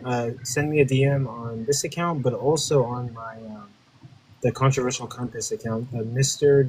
mr.co.co3 on TikTok. That's my username, mr.co. Okay, most definitely. Yeah, I'll be around. I hope I can debate one day on this panel. Yeah, absolutely. I appreciate you for being up here, by the way, God Justice. I'll see you in Butcher later. Oh yeah, most definitely. Thank y'all for having me. For sure. I do have an interview at 8 a.m. though, so we need to sleep at like midnight. And then Plum, you can go. And then Power of Ori, are you here to comment on the debate we had today? Or? I'm not too sure. I just got in here. I don't know what you guys were had. Anyhow, nice to see you guys. What was you guys debate about? Genesis 2:17, did God lie? Yeah, we're gonna let Plum go, and then honestly, guys, we're gonna probably try to end the live, and we all gotta go, right? Yeah, I know. So I just have a really quick question for Wisdom. What informs you that this claim was legalistic? Yeah, because if you look at the way it's constructed, it has the infinitive noun, which is mot, and it's paired with tamot. And every single time that you're... I do want to briefly Yeah, you just object want to to that because I had two, there were two rabbis down here in the comments who were saying that it's not infinitive. Yeah, and I don't know who those rabbis were, so I would have to. And Yeah, Rabbi no, Bert no. She's not going to count count. for many reasons. Many reasons. She hasn't actually substantiated any of that, and Cyber's already corrected her on that too. Trying to question somebody else's doctorate or their theology or their authenticity as a Jewish person or a rabbi is Let just. me just say, I talked to Hebrews. I'm still speaking. I don't. To me, Forrest. You know, but what I'm doing is showing her what happened, because what you did was you appealed to authority in one sense, and then you tried to denigrate another person because you said that she's not an authentic rabbi or a Jewish person. Is that not what you said? Can I? Isn't that why? Wait. Hold on. Let me finish my sentence. No, wait. She was talking to me before. I know. Let me just. But you're being abusive. I'm not. Let me interject. You are. Did Tim not say that he thought that you were an anti-Semitic? He was talking to me. I'm explaining what happened. Go ahead. Okay, so we're not going to hash this out tonight. I'll reclaim my question. Yeah, let's just say Wisdom and Rabbi Hannah don't get along. Yeah, and I spoke to rabbis. Hold on. I spoke to actual rabbis at Jewish centers that are so Jewish, they were hate crimed about 2 to 3 years ago. So, and I spoke to rabbis there that explicitly told me that what I have and what I am telling to you is the correct understanding. So you also had another rabbi, Rav Kavad, sister, down she's here. Listen. No, I'm not talking about Rabbi Hannah. I'm talking about Rav Kavad. Stop Rabbi it. Kavad, Rabbi Vert. Lexicons. I gave you multiple lexicons. I gave you multiple. But you had a real rabbi down in the comments saying that no, that word is not infinitive. Listen, you guys lost. Suck it up, Buttercup. Answer. That we answered it multiple times. That seems very hostile. Yeah, considering all I'm doing is saying it seems very hostile because all I'm asking you is all I'm doing is bringing up the fact that another rabbi who isn't the one that you apparently real rabbis say that she's not a rabbi. I am not talking about Rabbi Hannah. I am talking about Rav Kavad. I don't know this person. Well, hold on, guys. So clearly, we do have. Clearly, we do have. So it's kind of crazy to allow somebody to criticize somebody's. Okay. Clearly, we all have our different sources. Our sources are telling us different things. We're probably gonna have to agree to disagree. Like some of us are going to certain rabbis and we're getting one answer, and some of us are going to other rabbis and getting a different answer. We do need to, wrap this up. So, what's the question? What's the answer? And how can we conclude this tonight? Really wondering what exactly informed her proclamation that it is legalistic. And I told you okay, so I went to actual lexicons, not just rabbis on TikTok or Facebook. I went to ancient lexicons that their whole entire job is to break down Hebrew syntax. I showed you at least 3 of those. So forget the rabbis that I brought up. I went to 3 actual scholarly sources in Hebrew syntax. So if that doesn't help you understand what the true usage and meaning of the word is, I don't know what to tell you. Show us, because I didn't see you actually showing. So the first one was Hela. I didn't see you actually showing. I did. So the first one was Halat. I don't know if you heard of them, but they're the Hebrew and Aramaic lexicon for the Old Testament. The other one was Brown, Driver, and Briggs, and then Wathke and O'Connor. All 3 of these are highly respected lexicons. And then the rabbis that I brought up were Rashi, Rambam, and the thing is, you're saying that you showed, but you did not show. You only mentioned. Oh, so do you that's what I'm trying. Well, excuse me. It's a debate. That's what I was trying. That's what I was trying to. We don't have. Wait a minute. Stop it. If you want, you don't know how these debates work. Apparently, I do know how debates work. This is disingenuous and hostile. So I guess I'm done with my question, Coco. I'm sorry that it's getting combative like this. Yeah. I was mostly just asking. How many scholarly sources did I was asking her to show sources, but she refuses to show sources. Do you want me to turn on my camera right now and show them to you so that you can? Sure, please. Okay, let's do that and then call it a day. Sure. Yeah. So, let me see. How do I turn on my camera? You don't know how to turn your camera. Be quiet. Literally quiet. Figure it out. It's fine. Come on now. Like, aren't you a host? Like, what the hell are you doing? Talking. So this is going to be one of them. An introduction to biblical Hebrew syntax. So do you see? Hold on. Do you see this? So, I can see it. Yeah. So if you want me to, I can send you this source. This is a whole entire article, and then if you want to DM that to me, that would be appreciated. And then I can also DM you the other two on that also. Okay. Yeah. Because these are actual sources, not just like things that you Google real quick. But I can definitely follow me, and I'll follow you back. Okay. All right, guys. With that, everyone, let's go home. Let's conclude the debate. Have a good night, Coco. Thank you for letting me up. Thanks, Coco. I appreciate your candor. Down. Yeah. And then Coco, how's your night going? Pretty good. And yeah, I'm about to close out, but we did a professional debate today. It was. I wasn't in here. Yeah, but there was this. Oh wait, are we done, or you want more? Yeah, I'm probably gonna say some final words, but yeah, and then I'm gonna edit this tonight and post it on YouTube tonight. I will not go to bed until I post this, but I guess okay. It's gonna be hours, bro. I just whenever you find a debate for me, just let me know. Absolutely. And I'll schedule it. Yeah, definitely. I'll schedule that. But okay, final words. Guys. Forrest and Wisdom, bro. Do you know how many people showed up for this debate event? We had practically 200 people in this room at the same time. That's what I put in the chat. Cheering you guys on, from the comment section. Amazing work. Wisdom, I've already DM'd you. Caps lock all the way. Congratulations. Yeah, God bless you, Coco. Wisdom. Stop saying that. He doesn't believe in God. I don't even care. No, Wisdom, fantastic. Out of this world. You did research, thorough investigation of the topic at hand. Absolutely phenomenal work. Forrest, the same thing. Phenomenal. You did amazing. And don't let the loss hurt you. Continue to debate. I want to see you in another professional debate. Dude, you're fucking awesome, dude.